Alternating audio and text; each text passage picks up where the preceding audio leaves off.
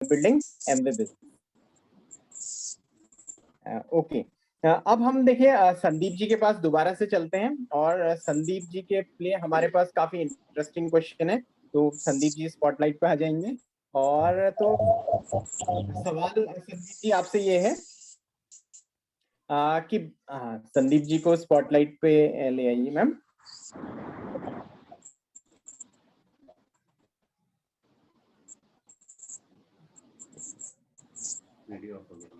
Lalita ma'am आप हैं वहां पर? वीडियो ऑफ सर शायद उनका नेट नहीं चल रहा, कुछ हो रहा, वो आ नहीं रहे। ओके ओके, कोई दिक्कत नहीं। तब तक हम आगे बढ़ते हैं और यहाँ पर देखिए क्वेश्चन के लिए हम चलते हैं। जी सर, मैं संदीप जी आ गए, चलिए। जी सर, ठीक है संदीप जी, ठीक है स्पॉटलाइट पे ले आइए अगर आते हैं, नहीं तो अदरवाइज हम वैसे वो कर लेंगे। तो संदीप जी आपसे सवाल ये है कि देखिए जब आप छोटे थे, ने बचपन में छोटे थे, मतलब बचपन में सभी छोटे ही होते हैं ना, तो जब आप छोटे थे तो आपने क्या सोचा था कि लाइफ कैसी होगी, क्या होगी, ने क्या सपने आपने देखे थे?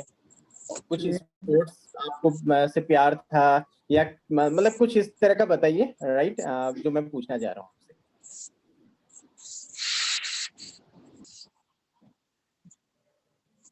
जी सर।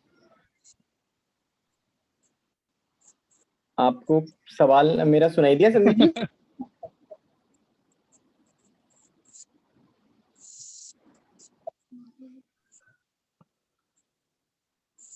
ये सर, मैं सर पहले सबसे पहले मैं ये बोलना चाह रहा था कि मे भी हो सकता है कि नेटवर्क का इश्यू रहता है। हाँ हाँ, कोई दिक्कत नहीं, हाँ आप ऐसे बताइए।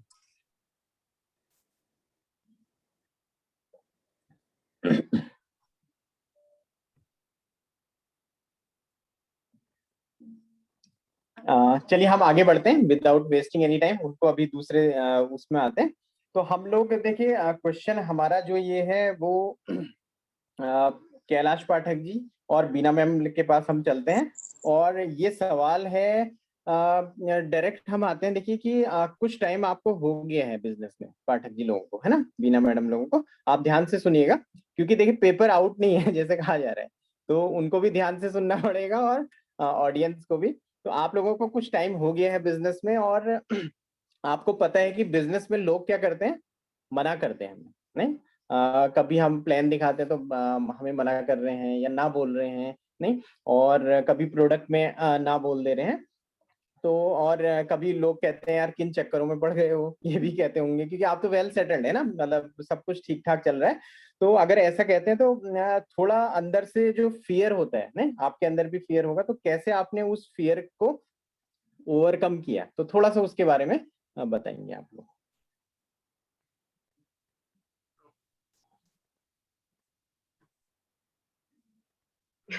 थोड़ा सोचना पड़ रहा है आंसर क्वेश्चन के लिए।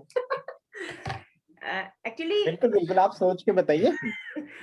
ना तो एक्चुअली हमारे साथ थोड़ा सा अलग रहा। इनिशियली जब हमने बिजनेस ज्वाइन किया तो हमें पॉजिटिव रिस्पांस ज्यादा मिला। तो शुरू में तो ऐसा लगा ही नहीं कि ये बिजनेस लोग ना भी बोलते हैं। मतलब 2 से 3 मंथ अगर मैं कहूँ तो हमें ना सुनने को नहीं मिली, हमारा बहुत अच्छा रहा। उसके बाद धीरे धीरे ना सुनने को मिली। तो मेरा एक्सपीरियंस क्या था, क्योंकि हमने उससे पहले स्कूल्स रन कराए थे, बच्चे क्वेरीज के लिए आते थे स्कूल में। हमने बिल्कुल बिगनर से, मतलब एक बच्चे से हमने वो स्कूल शुरू किया। तो पेरेंट्स आते थे, इंक्वायरी करते थे, 100 रुपए का फॉर्म भी ले जाते थे, और अगले या 2-3 दिन बाद उनका बच्चा दूसरे स्कूल में जाता हुआ दिखता था। तो हमें वहां से थोड़ा सा अनुभव था कि ऐसा होता है।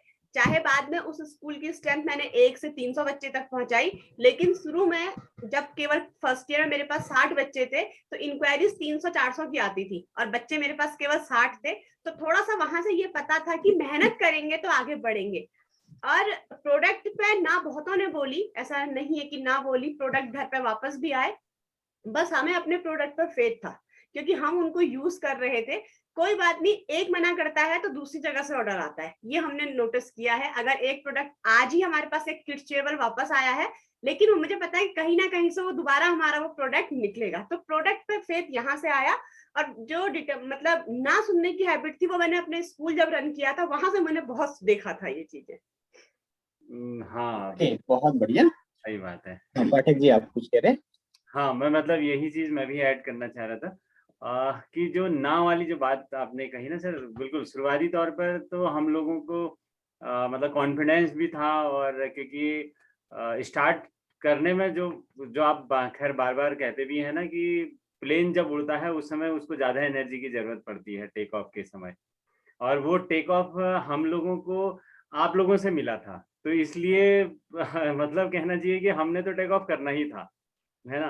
तो फिर आगे जाके जो मैम ने बताया अभी कि ना तो हम लोग ऑलरेडी अपने बिज़नेस में सुनते ही हैं और मुझे लगता है कि हम अपने बिज़नेस में ज़्यादा सुनते हैं, है ना? और क्योंकि मैं आउटसोर्सिंग हम लोग जाते थे इवन डिपार्टमेंट में जो साहब लोग होते हैं उनके दरवाजे पे हम लोग बैठते थे, फिर वो कितने दिन तो हमें अंदर बुलाते ही नहीं थे, है ना? यहाँ पर हम लोग एसडीएम, डीएम इन लोगों से जब मिलते थे या जो और हायर रैंक के हैं, तो कभी बुलाते ही नहीं थे अंदर, तो हमें वो सब नॉर्मल लगता था, ना बुलाए कोई बात नहीं, किसी ने बुला लिया, बात नहीं सुनी, कोई बात नहीं। तो वो सब चीज़ें हम लोग करते हुए आ रहे थे, तो इस बिज़नेस में हमें वो सारी चीज़ें कॉमन लगी। Thank you sir. एक बात मैं और नाइस, कहूंगी, देखिए बहुत एक बात मैं और कहूंगी कि जब हाँ, ये मैन बिल्कुल पावर के बिल्कुल। लिए जाते थे तो टेंडर होता था। अब मैन पावर के लिए नॉर्मली मतलब टेंडर एक कॉमन वर्ड है, आज इनका यहाँ टेंडर है, आज इनका यहाँ टेंडर है। तो कई दिन तो ये घर से कह के जाते थे कि आज तो टेंडर मेरा ही होगा 90%। और कभी कभी नहीं भी होता था, तो वहां से भी मतलब मेरा फिर यही होता था कि जैसे 2 बजे का इन्होंने कहा कि यार टेंडर 2 बजे खुलेगा, तो मैं 3 बजे इन्हें कॉल करती थी, क्या हुआ, बस यस और नो, बाकी बातें हम फोन पे नहीं करते थे। तो वहां से भी थोड़ा सा पता था कि ऐसा होता रहता है। Okay, very nice. देखिए बहुत बढ़िया तरीके से आप लोगों ने यहाँ पर बताया और हम लोग आगे चलते हैं नेक्स्ट क्वेश्चन के लिए। रेणु जोशी मैडम के पास चलेंगे और हेमा उनसे सवाल पूछेगी।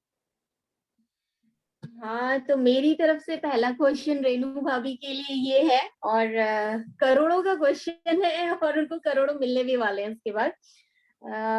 जब हम इस बिजनेस के शुरुआती दौर में आते हैं तो पैसा थोड़ा कम आता है, शायद सभी लोग एग्री भी करेंगे, थोड़ा कम होता है, लेकिन एक्साइटमेंट जो होता है वो बिल्कुल हाई लेवल का होता है ना।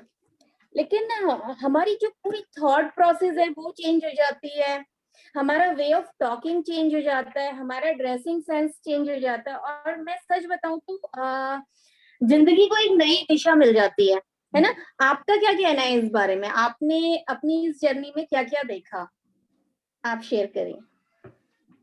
हाँ, अब रही बात पैसे की ना, ठीक है, शुरू शुरू में जैसे जो नॉर्मल इंसान की मेंटेलिटी होती है ना किसी काम को करने की, तो यही होता है अधिकतर कि पैसा कमाना है जी, ठीक है नहीं। अब ठीक है, वही वही बात हमारे मन में भी थी कि बस जैसे हम और कुछ भी हम काम करते हैं अपने घर से बाहर इसीलिए करते हैं कि हम पैसा कमाएंगे। अब ठीक है, हमने भी इसीलिए किया कि ठीक है कुछ एक्स्ट्रा इनकम और हो जाएगी। अब लेकिन ठीक है, धीरे-धीरे करके हम इसमें सिस्टम में आए, हमने इसके प्रोडक्ट यूज़ किए, तो मतलब हमको ऐसा पैसा कहीं पे लगा ही नहीं कि मतलब हमें पैसा नहीं आ रहा है या इसमें तो इनकम नहीं है, ऐसा हमें नहीं लगा। इवन मैं तो ये कहूँ कि हमारी मतलब इससे पैसा तो आना नहीं आना तो वो तो हमने कभी माइंड नहीं किया, लेकिन यह है कि इससे हम लोगों की जो हेल्थ सुधरने लगी, ठीक है? बच्चों की, हस्बैंड की, मेरी, हमारी फैमिली में जो हेल्थ में हमारा इम्प्रूवमेंट हुआ, हमारी पर्सनैलिटी डेवलपमेंट हुई, लोगों के सामने हमारा बोलने का कॉन्फिडेंस बढ़ा, तो ये मेरे ख्याल से पैसे की इनकम से बहुत बड़ा है। इस चीज़ को मैं ज़्यादा मतलब मायने इस चीज़ को मैं रख रही हूँ कि एमबीए बिज़नेस में आने के बाद हमारी जो पर्सनैलिटी डेवलपमेंट हो रही है, वो इनकम से बहुत बड़ी चीज़ है। क्योंकि पैसा तो ऐसा है कि हस्बैंड हमारे ठीक उसमें है, पैसे की कमी ऐसे कहीं महसूस हुई भी नहीं और इन्होंने कभी हमको कभी इस मतलब कोई चीज़ की कमी भी नहीं रखी है। हमारे कहने से पहले हमारे घर में कोई चीज़ आ जाती है। तो इतना है कि मतलब एमबीए बिज़नेस में आगे पैसा तो ठीक है आगे जो हमारा ग्रुप डेवलपमेंट होगा, आगे हमें इनकम होगी, इस चीज़ का हमें पता भी है, विश्वास भी है। और मैं इसी चीज़ को मान रही हूँ कि हमारी पर्सनैलिटी डेवलपमेंट हो रही है। हमारे बच्चों के जैसे बच्चे हमारे घर में बुक्स हम लोग पढ़ते हैं तो ये भी पढ़ने बैठते हैं, हम लोग कैसेट सुनते हैं तो ये भी सुनते हैं और हम लोग मतलब अच्छी-अच्छी बातें मेरे इसमें लगे रहते हैं मतलब हर समय हमारे एमबीए की बातें मतलब ठीक है, बड़े-बड़े लोगों की बातें होती है, तो बच्चे भी हमारे अच्छी चीज़ सीख रहे हैं। इतना हमें विश्वास है कि कल के दिन हमारे बच्चे भी अच्छे इंसान बनेंगे, जो पैसे से बहुत बड़ी चीज़ है। बहुत ही शानदार रेणु भाभी, आपने बहुत जबरदस्त यहाँ पे बात करी और ये सभी लोग फील भी कर रहे हैं, जो भी इस बिजनेस के अंदर इन हो गया है ना, वो लोग पैसे की बात नहीं करते, वो लोग ये कहते हैं कि ऐसी एसोसिएशन तो हमने कहीं देखी ही नहीं, है ना? मतलब एक दूसरी ही दुनिया लगती है। जैसा आप बता रहे हैं कि आपके बच्चे अच्छी बातें सीख रहे हैं, इससे बड़ी चीज हम क्या सोच सकते हैं? इसको हम पैसे से नहीं तोल सकते। तो बिल्कुल। आपने बहुत ही बढ़िया यहाँ पे इंस्पिरेशन दी है सभी लोगों को, और जो नए लोग होंगे वो समझ भी पा रहे होंगे कि हाँ, जन्नत है यहाँ पर। Thank you so much. Next question.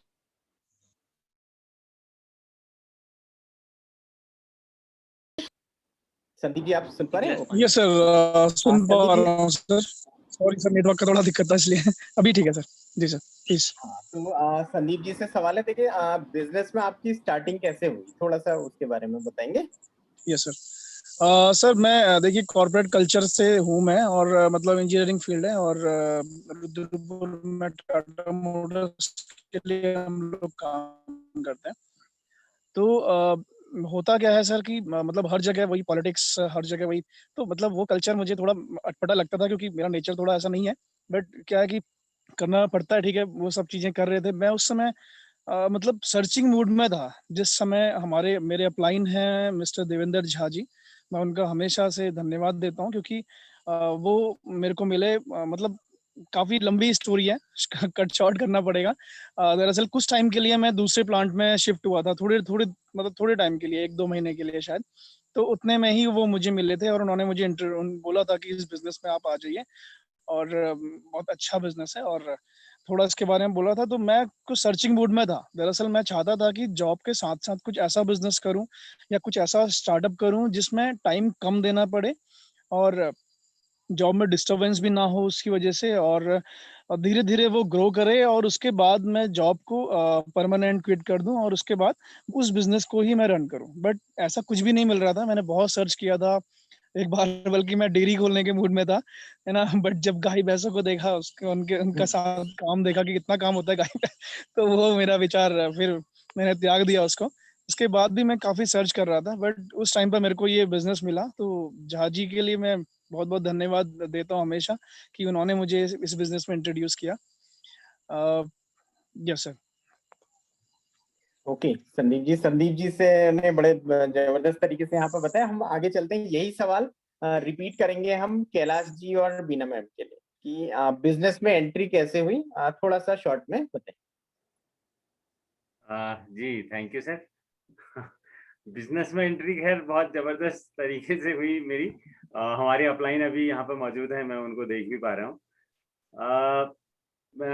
जो है हमारे अपलाइन हैं, हिमांशु जी हैं, हिमांशु पाठक, और वो मेरे बहुत अच्छे मित्र हैं, है ना। बहुत क्लोज, हम लोग बहुत पहले से ही क्लोज हैं। और तो उन्होंने एक दिन मुझे बताया, मतलब ये एक सीखने वाली बात भी है, और इस चीज को मैं आज फॉलो मैं खुद भी करता हूँ। उन्होंने मेरे से कहा कि एक बहुत जबरदस्त बिजनेस है, और मुझे लगता है कि जॉब छुड़ाने वाला बिजनेस है। मुझे फोन पे उन्होंने बताया। इतना कह के उन्होंने फोन रख दिया। तो ठीक है, मेरे दिमाग में वो बात घूमी, और मैंने कहा ऐसा हिमांशु जी को पता नहीं कैसा कौन सा काम दिख गया कि जॉब छुड़ाने की बात कर रहे हैं, और मैं तो ये तो बहुत अच्छी जॉब में है अब। तो मैंने फिर इनको फोन किया कि मैंने कहा ठीक है, वो आप उसके बारे में कह रहे थे जॉब छुड़ाने वाला बिजनेस, कौन सा है? तो इन्होंने कहा नहीं, वो आज ना मैं कहीं चला गया हूँ, और मैं फिर शाम को आपको फोन करता हूँ, जल्दी ही इसमें बात करेंगे। तो मैंने इनको शाम को फोन करा कि मैंने कहा उसके बारे में आप कुछ बात करनी थी। इन्होंने कहा नहीं, मैं आज शाम को तो नहीं आ पाऊंगा, मैं ऐसा करता हूँ, मैं कल आपसे बातचीत करता हूँ। तो मुझे ये लगा कि शायद वो कुछ ज्यादा ही बड़ा खतरनाक और बहुत अच्छा बिजनेस होगा, और अब ये मुझे नहीं बताना चाह रहे हैं। तो अब फिर मैंने इनको मतलब फिर बहुत सीरियसली इनसे कहा कि मैंने कहा वो जॉब छुड़ाने वाला या वो जो जबरदस्त बिजनेस है वो है क्या? तो तब जाके इन्होंने पूरा जो कहना चाहिए ना कि अपलाइन को लेके मीन्स कांडपाल सर को लेके आए, और हम सर आपके घर के आगे ही जो फूडीज है, और वहां पर हम लोग गए। तो फूडीज में हमने बढ़िया कॉफी भी पी, और कांडपाल सर ने प्लान दिखाया, और इस तरीके से मुझे वहां पर वो पहला मतलब ये बिजनेस इंट्रोड्यूस हुआ। और उसके बाद सेम टाइम उसी दिन शाम को, और मैं अपनी कार हिमांशु सर के ही वहाँ छोड़ गया था ऑफिस में। तो फिर हम वापस वहाँ गए, और सेम उसी दिन शाम को सर वो बीजीबी स्कूल में जो है वहाँ मीटिंग थी। तो मैं वहाँ गया, और यहाँ पर एक जबरदस्त बात और है मैं वहां गया और मैंने देखा सब लोग बिल्कुल जो है सूट बूट में हैं और बहुत जबरदस्त बातें वहां पर हो रही हैं। और बाहर आते ही मेरे से कांडपाल सर ने कहा कि देखो अब तुम बिजनेस में आ ही गए हो और तो यहाँ पर कुछ जो है पढ़ना भी पड़ेगा, और क्योंकि जैसे हम स्कूल में बच्चों को भेजते हैं तो पहले दिन उनको बस्ता दिया जाता है और तुम्हारा किट ये है। उन्होंने बहुत ही जल्दी से मेरे हाथ में एक किट दे दिया। मैं मतलब ना कहना सुनना क्या है कहने से पहले उन्होंने मेरे हाथ में वो किट रख दिया, और ये 780 रुपए का है और तुम 720 780 ऐसा कुछ था। तो मैंने 780 रुपए दिए और मैं घर आ गया। और मैं जब कहीं बाहर से जाता था तो मैं घर में मिठाई लेने की मेरी आदत है, तो मेरे बच्चों ने ये सोचा कि मिठाई लेके आए। तो इस तरीके से हम लोग बिजनेस में आए। हाँ, बहुत बढ़िया। देखिए, और आपने बहुत ही जबरदस्त तरीके से बताया कि किस तरह से बिजनेस में स्टार्टिंग हो, और सीधे प्लान देखा, मीटिंग में गए, स्टार्ट कर लिया, राइट। तो लोग मिलेंगे आपको भी ऐसे, बस टिके रहना है। और अब हम चलते हैं गोपाल जोशी जी और रेणु मैम की तरफ को, और उनसे भी कॉमन क्वेश्चन यही है कि कैसे स्टार्टिंग हुई बिजनेस, तो शॉर्ट में बताएंगे आप लोग। जी सर, जहाँ तक स्टार्टिंग का, हाँ थोड़ा डिस्टर्ब हो गया था, सॉरी, क्षमा कर चाहिए। मैं पिथौरागढ़ जॉब में था, मिसेज बच्चे वगैरह मेरे हल्द्वानी थे हमारे। ये कांडपाल सर का फोन आता है मेरे पास एक दिन, कहीं फेसबुक वगैरह से किसी गांव के किसी दूसरे व्यक्ति से उन्होंने मेरा नंबर ढूंढ खोज के कहीं कहीं से लिया और मेरे को फोन करते हैं कि क्या हालचाल है, क्या कहाँ हो आजकल, काफी दिनों से बातचीत नहीं हुई। मैं भी थोड़ा सरप्राइज जैसा हुआ। लगभग ये लगा लीजिए कि 15 से 20 साल पहले उनसे बात हुई होगी। 15 साल पहले, 15-20 हो गए होंगे, लगभग 15-20 साल पहले, 18 साल 19 साल, जो भी समथिंग कहने का मतलब है। इतने पहले से उस बंदे का फोन इतनी दिनों बाद मेरे पास आज आ रहा है। ठीक है, दुआ सलाम हुई, पहले से अच्छे परिचित से सब कुछ बातचीत हुई। तो उन्होंने कहा भाई एक बिजनेस है कोई, क्या कहते हैं, आप करना चाहोगे? मैंने कहा सर क्या है? नेटवर्क मार्केटिंग तो नहीं है? मैं पहले से परिचित हूँ एक्चुअली नेटवर्क मार्केटिंग से। उनने कहा हाँ है तो नेटवर्क मार्केटिंग। मैंने कहा कौन सी कंपनी है? कहा तो उन्होंने कहा सीधे कंपनी एमवे है करके, सीधे नाम लिया, कहने का मतलब है।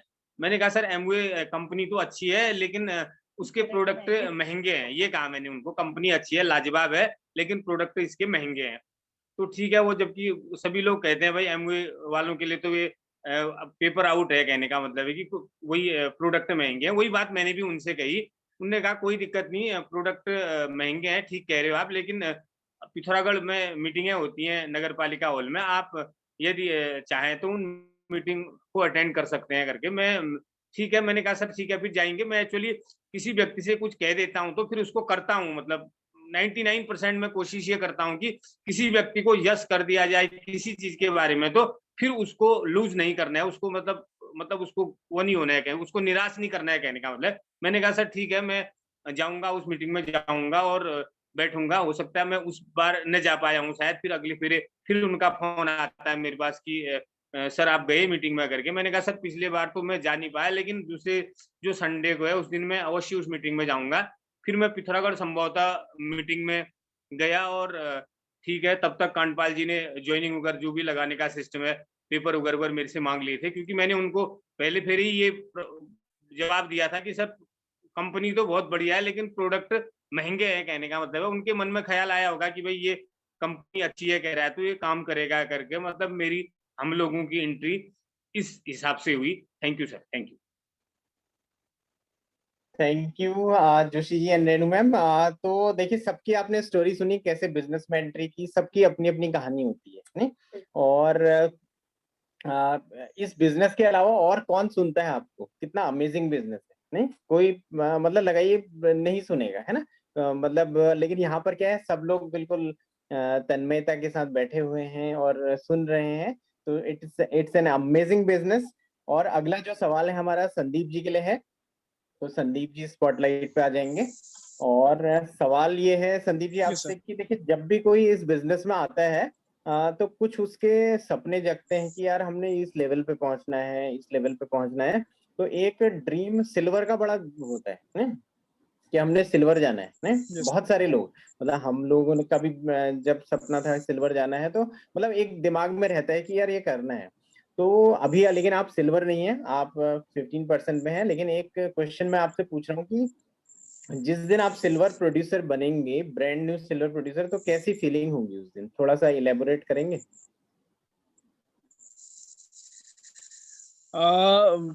सर बहुत खुशी का दिन होगा सर, क्योंकि कोई भी अचीवमेंट इस बिजनेस में बहुत मायने रखता है हमारे लिए। और मैं तो बल्कि जब से इस बिजनेस में हूँ, इस बिजनेस में रहना ही हमारे लिए बहुत मायने रखता है सर, क्योंकि इतनी अच्छी एसोसिएशन और इतना अच्छा बिजनेस मतलब धरती पे नहीं है और कोई। तो जब भी सिल्वर पे अगर रिकॉग्निशन होगा तो सर ऑब्वियसली बहुत खुशी होगी सर। अ, और क्या व्यक्त करूं सर इस बारे में?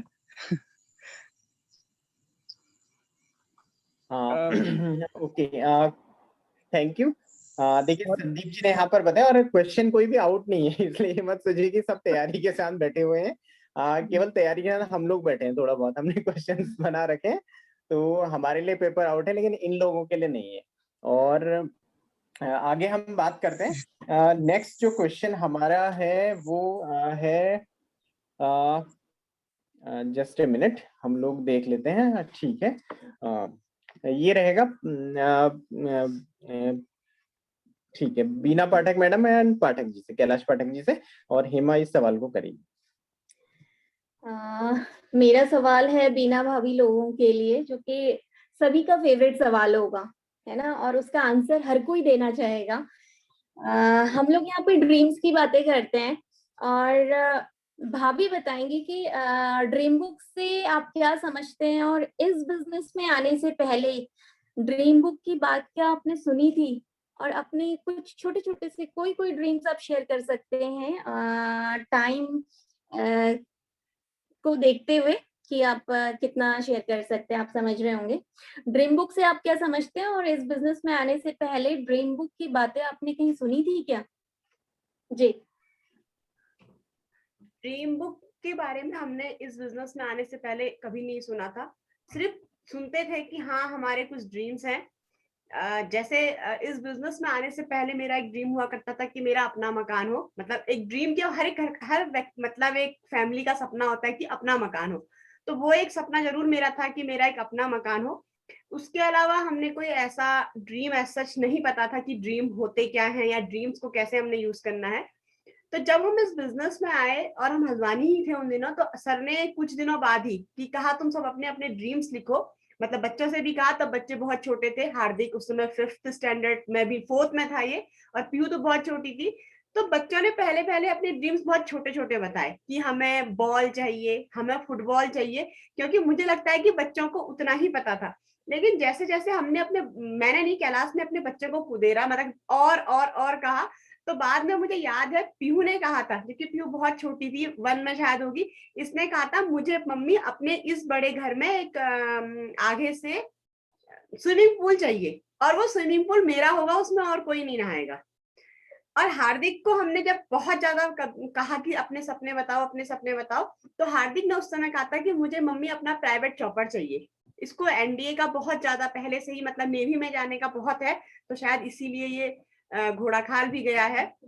अपने ड्रीम्स की अगर मैं बात करूं, तो उसके बाद ही हमने अपने ड्रीम्स को ढूंढा और छोटे छोटे ड्रीम्स लिखे। अगर ड्रीम्स की बात करूं, तो बिजनेस में आने के बाद सबसे पहले ड्रीम्स मैंने अपना स्कूटी, क्योंकि हम उनमें हल्द्वानी थे तो मैं स्कूटी चलाना सीख रही थी, तो मैंने कहा मुझे सबसे पहले स्कूटी चाहिए। तो वो तो इनिशियली मतलब एमवे बिजनेस से तो नहीं, बट मेरा ड्रीम था, और कुछ ही महीनों में 3-4 महीने में मेरी स्कूटी आ गई थी। उसको मैंने लिया। उसके बाद जब हम लोग आप लोगों से एसोसिएट हुए, हमने जिम कॉर्बेट का प्रोग्राम वगैरह जब डिसाइड हुआ था, तो हमने अपनी ड्रीम बुक बनाई। उस ड्रीम बुक में मैंने बहुत ड्रीम्स लिखे हैं। अब यही मैंने बच्चों से अपनी ड्रीम बुक मांगी है, ये मैं यहाँ पर इसको डिस्प्ले नहीं करूंगी, टाइम कम है, तो ये मेरी ड्रीम बुक है। और मैं अगर अपने ड्रीम की बात करूं, तो मैंने जो इसमें अपना ड्रीम लिखा है, लेडीज का सबसे फेवरेट ड्रीम गोल्ड। तो मेरी जो भी गोल्ड ऑर्नामेंट्स हैं, उनके लिए मैंने अपने डेट इसमें डिसाइडेड किए हैं कि मैं इस लेवल पे अपना ये वाला गोल्ड लूंगी। मैं उसको यहाँ पर शेयर भी करूंगी, बाकी चीजें नहीं शेयर करूंगी। पता नहीं था, नहीं तो हम आगे से खोल के रखते। मैंने ये, अगर दिख रहा है, दिख रहा दिख रहा? तो ये देखिए, हाँ इसमें दिखाऊंगी, फिर दिखा भी है मैंने, इस पर लिखा भी है जब हमारा गोल्ड फोरम कंप्लीट हो जाएगा, जब हम गोल्ड चले जाएंगे तो मैं सर से ये लूंगी अपने लिए। तो बहुत बढ़िया, बहुत ही बढ़िया। मैंने आगे भी लिखा है, ये मेरा कंप्लीट जब होगा, जब हमारा प्लेटिनम सिप कंप्लीट होगी तो मैं सर से अपने लिए इसको बनवाऊंगी। और जब हमारी इसके पीछे लिखा है, जब हमारी 2 टीम्स 21% जाएंगी, मतलब जब हमारी 2 टीम 21% चली जाएंगी, उस समय मैंने ये कहा है कि मुझे ये चाहिए। विद डेट्स मैंने अपने ये ड्रीम्स यहाँ पर लिखे भी हैं कि मैं किस ये दिख नहीं रहा होगा, किस डेट के बाद मैं अपने ड्रीम्स को लिखूंगी। ये मेरे अपने ड्रीम्स हैं, जो लेडीज की सबसे पहली इच्छा होती है। बहुत ही जबरदस्त, बहुत शानदार। ड्रीम छोटे छोटे बहुत हैं, लेकिन उसको फिर कभी नेक्स्ट टाइम पे, बहुत बच्चों के भी ड्रीम्स हैं, कैलाश के भी ड्रीम्स हैं, मेरे बाकी ड्रीम्स भी हैं, जो अपने सबसे मतलब औरत के जो सबसे बड़ा ड्रीम होता है वो मैंने आप लोगों के साथ शेयर किया। हाँ बिल्कुल। अब पाठक जी आपको और मेहनत करनी पड़ेगी। सही बात है। जल्दी से जल्दी गोल्ड और प्लेटिनम बनना पड़ेगा। एज एक्सपेक्टेड मुझे पता था कि बीना भाभी की ड्रीम बुक आसपास ही होगी, इसीलिए मैंने डिसाइड किया था ये क्वेश्चन उन्हीं से पिकअप करेंगे। और मुझे बहुत प्राउड फील होता है कि मेरी ऑर्गेनाइजेशन में सबसे ज्यादा नीट एंड क्लीन, और अच्छा भी लग रहा है कहते हुए कि उन्होंने ड्रीम बुक में बहुत मेहनत करी है ना। ऐसा नहीं है कि हम बहुत महंगी महंगी डायरीज ला करके और उसको सजा करके या फिर कुछ और लगा करके उसको ब्यूटीफुली हम शो करें, बट वो उनके अरमान हैं जो उन्होंने उसमें चिपकाए हुए हैं और हम सबके साथ शेयर किया। और थैंक यू बीना भाभी, मुझे पूरा यकीन था आपके पास पे ड्रीम बुक आसपास ही होगी, ये देख के ज्यादा खुशी हुई। हमारी कवर्ड है, तो ये यहीं पर सर हमारी ये सामने से कवर्ड है, इसी पे हमारा सारा एमवे का सामान रहता है। तो बच्चे हार्दिक ये देखिए, ये मेरी कवर्ड है, तो तुरंत ही ये बहुत सारे लोगों के लिए एक इंस्पिरेशन है जिनकी अभी भी ड्रीम बुक नहीं बनी है और वो लोग बिजनेस कर रहे हैं। तो मैं ये नहीं कहूंगी कि वो लोग बिजनेस नहीं कर पाएंगे, वो लोग बिजनेस करेंगे, लेकिन अगर आपके ड्रीम बुक आपके पास पे है, अगर आपके ड्रीम्स लगे हुए हैं, तो आप जल्दी ग्रो करेंगे और आपके फेस पे हमेशा स्माइल रहेगी, है ना। ये ड्रीम्स हमको आगे लेकर के जाते हैं जी। तो नेक्स्ट क्वेश्चन रहेगा हमारा रेणु जोशी मैम से, और हेमा अगेन क्वेश्चन उनसे करेगी। रेणु भाभी के लिए क्वेश्चन है जिसको वो बहुत ब्यूटीफुली हैंडल करेंगी, मुझे पता है, और मैंने उनको देखा भी है ऐसा करते हुए, इसलिए ये सवाल उनके लिए डिजाइन किया है। मेरे बच्चे बहुत छोटे हैं और मेरे बच्चों के तो एग्जाम होने वाले हैं, है ना। तो ये सवाल सभी के पास पे आते हैं, है ना। तो आपके पास पे भी ऐसे सवाल आते होंगे कि मेरे बच्चे तो बहुत छोटे हैं, मुझे देखना है, अकेले संभालना है उनको, मेरे हस्बैंड कहीं बाहर है, मैं अकेले राशन पानी भी ला रही हूँ, सब कुछ कर रही हूँ, और बच्चों के एग्जाम है ना, मैं इसको किस तरीके से करूं। तो डाउन लाइन्स के ऐसे क्वेश्चन आते हैं, सभी के पास में आते हैं, और आपकी एक बढ़िया टीम बन रही है ना, आप लोग पैशनेटली इसको कर रहे हैं, तो आप किस तरह से उनको बताती हैं कि ये प्रॉब्लम्स जो है इनको सॉल्व किया जा सकता है ना। और लॉकडाउन में भी बच्चे किस तरीके से आप हैंडल कर रही हैं? हाँ वैसे अधिकतर मतलब माओ के यही वो होते हैं ना, क्योंकि माँ के लिए बच्चा ज्यादा इम्पोर्टेंट होता है अपने, मतलब हर चीज के लिए, किसी भी माँ के लिए उसका बच्चा सबसे ज्यादा इम्पोर्टेंट होता है। तो अब ठीक है, उसके एग्जाम को लेकर मेहनत भी ज्यादा माँ कर दी है, क्योंकि पापा तो बाहर रहते हैं ना। उसके बाद फिर क्या कहते हैं, अब ठीक है एग्जाम है तो एग्जाम भी होते हैं बच्चों के। अब एग्जाम टाइम पर अगर हमने अपने बिजनेस को वो करना है तो हमें अपना टाइम मैनेज करना पड़ेगा, है ना। जिस हिसाब से हमें अपने अगर माना कि हमारे घर में कुछ कार्यक्रम है, ठीक है, हमारे कार्यक्रम वगैरह भी आते हैं, तो भी हमारे बच्चों के एग्जाम होते हैं। इस तरह से उस समय हम कैसे अपने बच्चों को मतलब उनके एग्जाम को प्रिपरेशन करते हैं, किस तरह से हम अपना वो फंक्शन भी अच्छी तरह से वो करते हैं। अगर आपने सिंसियरली, अगर आप इस बिजनेस को दिल से कर रहे हैं, सिंसियरली इस काम को आप कर रहे हैं, तो फिर आपको कुछ नहीं दिखेगा कि हमारे बच्चों के एग्जाम है या मेरी तबीयत खराब है या मेरे घर में मेहमान आए हैं। तो मतलब जिस तरह से आप ये मानिए कि अगर आपके घर में कुछ काम है तो वैसे ही उसी हिसाब से आप उसको हैंडल करेंगे, क्योंकि ऐसा नहीं होता है कि हमारे घर बच्चों के एग्जाम है तो ये शादी अभी नहीं हो सकती या इस जनवरी में भी नहीं हो सकता है, वो भी हम करते ही हैं। और बच्चों के एग्जाम को भी हम करते हैं कि भाई बच्चों को थोड़ा रात में हम देर तक उठ के बच्चों की प्रिपरेशन पूरी करा लें, या मॉर्निंग जल्दी उठ के हम बच्चों की तैयारी करा लें, उसके बाद हम अपने उस काम पे लग जाएं। और हेमा मैम को पता भी होगा, पहले पहले मैं तो मतलब बच्चे छोटे थे, मेरे हस्बैंड पिथौरागढ़ थे, तो इनको मैं अंदर बंद करके मार्केट का काम भी करती थी। वो मीटिंग वगैरह में हेमा मैम के साथ में कितनी जगह आई भी हुई, योगिता पाठक मैम को पता होगा, इनके वहाँ भी मैं 2-3 बार आई हूँ। तो इस तरह से मैंने मैनेज किया कि मैंने ये नहीं देखा कि काम के आगे बच्चों का एग्जाम आ रहे हैं या बच्चे आ रहे हैं, ऐसा मैंने कुछ नहीं देखा। और दूसरा मेरे हस्बैंड का भी काफ़ी वो रहता है, ये भी मतलब बार-बार मुझे समझाते रहते हैं, बताते रहते हैं। इनका भी बहुत रोल है इसमें कि मतलब किस तरह से आप अपने टाइम को मैनेज करो, कोई एक्सक्यूज़ मत करो, और काम हमारा पहले है, इसी से हमारे सपने पूरे होने हैं। तो इसको आप किस तरह से हैंडल करोगे, आप ये देखिए करके। तो मैंने कभी एक्सक्यूज़ नहीं किया, मतलब हर मीटिंग में मैं जाती थी तो बच्चे ठीक है अपना 2 घंटे 1 डेढ़ घंटे तो मेरे बच्चे भी अंदर रह जाते हैं। उनको भी ऐसा नहीं होता है कि यार मैं अब घर में कोई बड़ा नहीं है, हम 2 हैं, हमारे 2 छोटे बच्चे हैं। तो मैंने अपने इसके हिसाब से अपने बच्चों को भी वैसे ही ढाल दिया पहले से ही, बचपन से ही। 2.5 साल का मेरा बच्चा था जब लड़की स्कूल में थी, तो इसको मैं फटाफट सुला देती थी, इसको स्कूल छोड़ के आऊँगी, वहाँ टाइम लगेगा। तो इस तरह से मैंने बच्चों को भी अपने हिसाब से ढाल रखे हैं। बच्चे मेरा कहीं पे मुझे बच्चों की वजह से डिस्टर्बेंस नहीं होता है, किसी भी चीज़ में।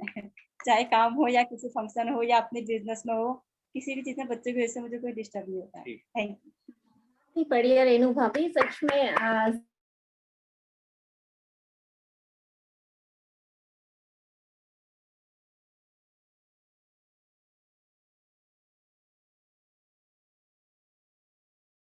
और रेनू भाभी बिल्कुल सही कह रही हैं।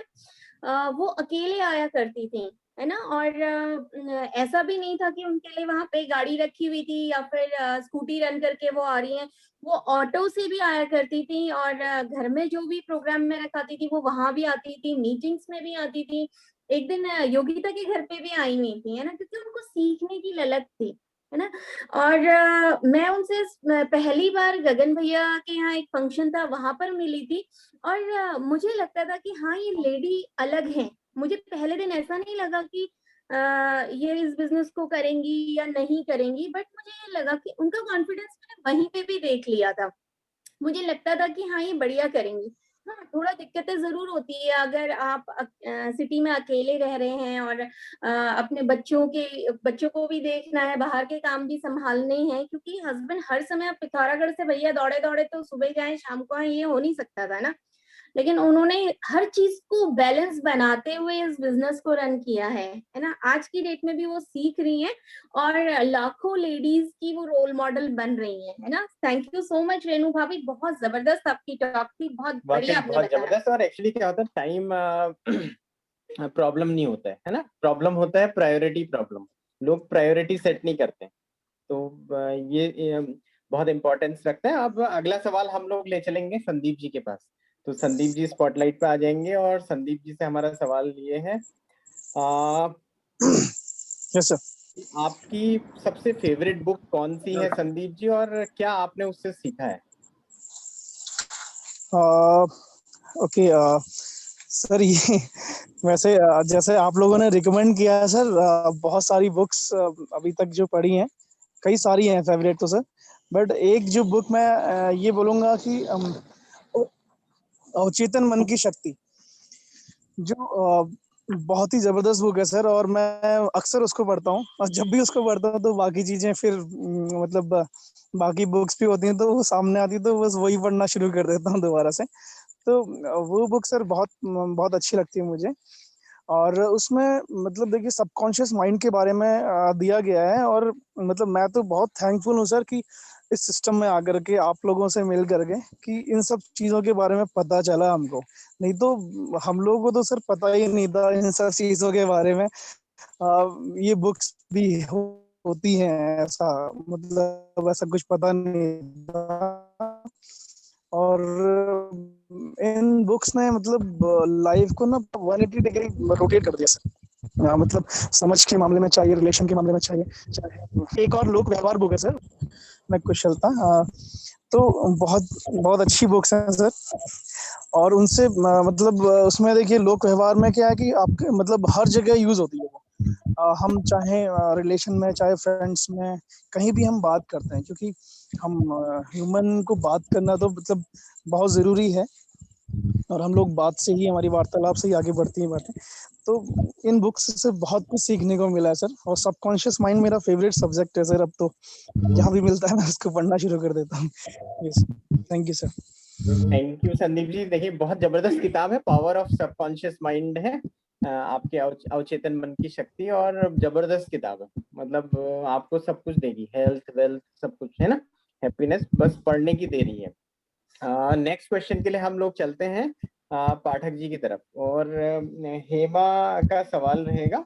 ये मैं अच्छा ओके, मेरा सवाल है, ठीक है। पाठक जी की तरफ हम चल रहे हैं। हाँ, तो पाठक जी ये है कि देखिए ये बिजनेस क्या है, कैश एंड कैरी का है, नहीं मतलब इसमें क्या होता है, जैसे हम एमवे के पास जाते हैं तो एमवे हमें उधार नहीं देता है, राइट। पहले तो चेक चल जाया करते थे, लेकिन वो भी प्लेटिनम एंड अबव है ना, अब शायद वो भी एमवे नहीं लेती है, और कैश एंड कैरी का है, मतलब हम एमवे को पैसा देते हैं, एमवे हमें प्रोडक्ट देती है। तो हम बात करें, देखिए कभी कभी क्या होता है कि हम लोग डाउनलाइन के लिए कभी ऑर्डर लगाना पड़ता है हमें, नहीं, और हो सकता है कभी उनकी मतलब वैसे मतलब हेल्प हम लोग कर दे रहे हो और ऑर्डरिंग वगैरह में, तो लेकिन क्या होता है कि फिर एक बार जैसे उनको दे रखा है हमने, तो कई बार सिचुएशन बड़ा गड़बड़ हो जाती है कि यार फिर मांगने में बड़ा अजीब लगता है, नहीं, वो पैसा मतलब जो हमने उनकी हेल्प के लिए लगाया होता है, क्योंकि कहा भी जाता है कि हेमा बता रही थी, उधार जो मांगने वाला होता है ना वो तो एक ही बार मांगता है, लेकिन जिसने दिया होता है उसको बार बार मांगना पड़ता है। तो इस सिचुएशन से कैसे उबरना है, क्या करना है, मतलब आप किस तरह से टैकल करते हैं इसको? क्योंकि आपके साथ में भी ये चीजें होती रहती होंगी ना, क्योंकि बिजनेस में जैसे जैसे हम आगे बढ़ते हैं, तो आप किस तरीके से इस चीज को हैंडल कर पाते हैं? बिल्कुल। शुरू में तो सर हम लोगों ने बिजनेस जब स्टार्ट किया था, तो सबसे पहले जो हमारे इनिशियली जो मतलब हमने 6 ग्रुप जो हमारा 6,000 का, जब 600 का, जब हमारा 6,000 का जब हमारा टर्नओवर हुआ था, उस समय तो हमने सीधे मतलब लोगों से ही पैसा लिया था। लेकिन बाद में क्या हुआ, वही चीजें कि हमने लोगों अपनी डाउनलाइन का ऑर्डर लगाया और पैसा कहीं ना कहीं फंसा। तो उस पैसे को जब फंसने, थोड़ा बहुत जब अमाउंट हमारा फंसा, तो उसके बाद कांडपाल सर से हमने एक चीज की, हमारे नैनीताल में जब कांडपाल सर ने एक बार एक मीटिंग करी थी, तो उन्होंने बीबीएस के टिकट दिए थे। हल्द्वानी में वो सेमिनार होना था 240 रुपए का। उन्होंने पहले टिकट दिया और उसी हाथ उनसे पैसा लिया, और वहीं पर उन्होंने मीटिंग में कहा कि अपना जो तुम मतलब दे रहे हो ये प्रोडक्ट या टिकट, उसका पैसा हाथ से हाथ लो। तो करीबन 6 महीने बाद हमारी भी समझ में ये बात आई थी कि अपना पैसा मतलब हमने तुरंत ही लेना है। अब क्या है कि स्ट्रेट फॉरवर्ड, एक हाथ से पैसा दो और एक हाथ से उसे प्रोडक्ट दो। हेल्प करते हैं, सबका ऑर्डर लगाते हैं, नैनीताल सामान लाते हैं। कई बार कुछ लोग पैसे रुक के भी देते हैं, लेकिन अब मतलब शुरू के 6 मंथ की जैसी ढिलाई अब नहीं करते, तुरंत ही कहते हैं कि आपने हमारा इतना अमाउंट देना है, और सीधे ये गूगल नंबर है, अब आप इस पे दे दीजिए। और इसको सर मेरे से ज्यादा अच्छा एक्सप्लेन करेंगे। Thank you. बिल्कुल यही बात है। 6 महीने तक तो यही हुआ, हम लोगों को समझ में नहीं आ रहा था, क्योंकि ये बिजनेस एक तरीके से मतलब हमारे लिए बहुत नया था, और कॉन्सेप्ट बिल्कुल नया था, क्योंकि हमने रिटेलिंग और ऐसा कोई आज तक हमने नहीं किया था, किसी का सामान लाना ले जाना।